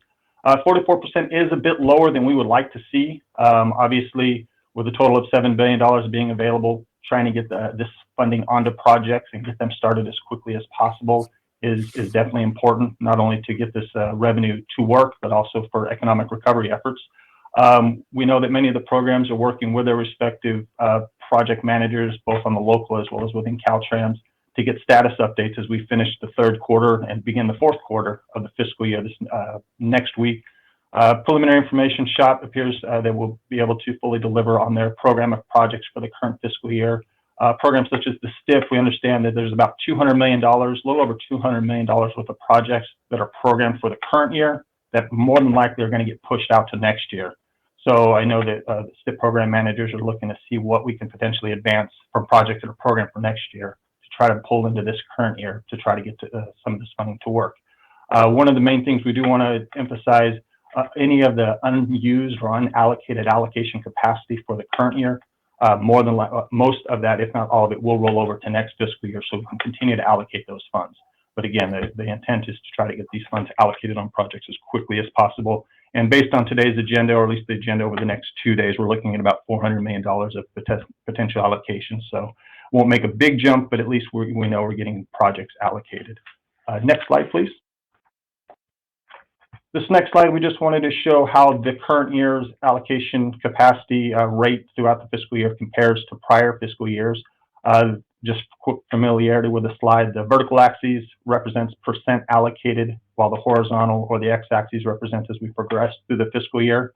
There towards the bottom line, the green and the yellow, greenish and the yellowish line, the green line represents the current 2021 fiscal year. You can see that it pretty much mirrors the last fiscal year, which was 1920. Comparison-wise, we know the entire fiscal year was impacted by the pandemic. Last fiscal year through this point, through January, was pre-pandemic. So on normal operations as compared to pandemic-impacted operations, we see some consistencies there, but you can see how it's still pretty below or pretty low compared to the prior fiscal years of 17-18 as well as 18-19. So we're hopeful that we can see a busy coming May and June commission meetings for getting these funds allocated. Next slide, please. For the next slide, we wanted to provide the Commission a G12 progress report through January. As you know, the G12 is delegated authority by the Commission to the Department to make adjustments to project allocations under specific criteria. For those projects that are allocated at less than $1 million, the maximum adjustment can be $200,000. And for those projects greater than $1 million, the maximum adjustment is $200,000 plus 10% of the allocated amount for the project. Through January of the current fiscal year, in total for the shop, we've processed 200 project adjustment or G12 adjustments with a net change of about $158 million of savings. And that 200 projects, total value is about $2.1 billion. So total value of $2.1 billion with a net decrease of $158 million, just to show just comparison that the adjustments are, this total percent of adjustments are quite low. When it comes to the STIP, we have processed 3 adjustments of a net increase of about $2.5 million, and the total value of those projects, those 3 projects, is about $200 million. Next slide, please. We wanted to provide you a brief transportation revenue update. As you know, with the pandemic, for the current 2021 fiscal year, it was projected to be about a $1.1 billion decrease of transportation revenue across all 5 transportation revenue sources for the current fiscal year as compared to the pre-pandemic projections. As you can see, gasoline excise tax continues to underperform what the projection originally indicated, while diesel excise, weight fees, diesel sales, as well as the transportation and road improvement fee revenues continue to outpace. We know that the gasoline excise taxes can be attributed to just the slow reopening of the state, and as the state continues to reopen, we can continue to see that gasoline consumption increase, so we should see that number come up a little bit more. But bottom line, you can see that we're pretty close to where the projections are at this point in time. Next slide, please. For this next slide, we wanted to we'll call it an oldie but a goodie. My prior presenters of this presentation, Clark Paulson, as well as Stephen Keck, Chief Financial Officer you heard earlier, like to share simple factoids related to just revenue and transportation funding. This slide is intended just to compare annual costs that a household may pay when comparing just the excise fuel revenue or excise tax that an average driver may pay compared to other household items such as paying for cable, cell phones, internet access, as well as we refer to as the coffee chart or coffee habit. The information here is, I will say pre-pandemic. It covers the majority of a period prior to the pandemic, as well as just a couple months with pandemic-related information. We just continue to take a look at just how an average household would pay when looking at fuel taxes as compared to just normal household items. You can see, even if we take the pandemic into account, we know that internet need has increased. We know coffee may go down a little bit, but driving habits have gone down as well. So just an interesting factoid just to show how, while the excise tax did increase as a result of the passage of SB1, it's not as high as compared to other household items we might pay for. Next slide, please. Just a brief list of upcoming events coming in April. Caltrans Division of Budgets will typically release our California Transportation Finance Package, as well as the infamous Chart C, which is we'll say a wall-size diagram that depicts how transportation revenue is used and how it flows. So it's our intent to ensure transparency so everyone's aware of the intricacies when it comes to the flow of transportation funding. In May, the governor will be releasing his May revise revision to his proposed budget for the upcoming 21-22 fiscal year. In June, we anticipate the budget will be passed for the upcoming fiscal year, as well as to be signed into law by June 30th. Also in June, at the June Commission meeting, we will be presenting you the draft 21-22 allocation capacity, which will be based solely on the 2020 fund estimate that you adopted a little over a year ago, as well as any carryover or unused allocation capacity from the current fiscal year. And then in September, we'll be eagerly awaiting what may be coming at the federal level. As Ms. Romano mentioned, as well as Secretary Kim, there are ongoing discussions, and it sounds like there may be a release of a potential new Transportation Act or Infrastructure Act coming in April. But with FAST Act set to expire, we're definitely eagerly awaiting to see what the new federal funding levels may be. Next slide, please. With that, I'd like to thank CTC staff, Caltrans programming, as well as the Caltrans Budgets RFAB team for everyone's help with today's presentation, and I'm available for answering any questions you may have.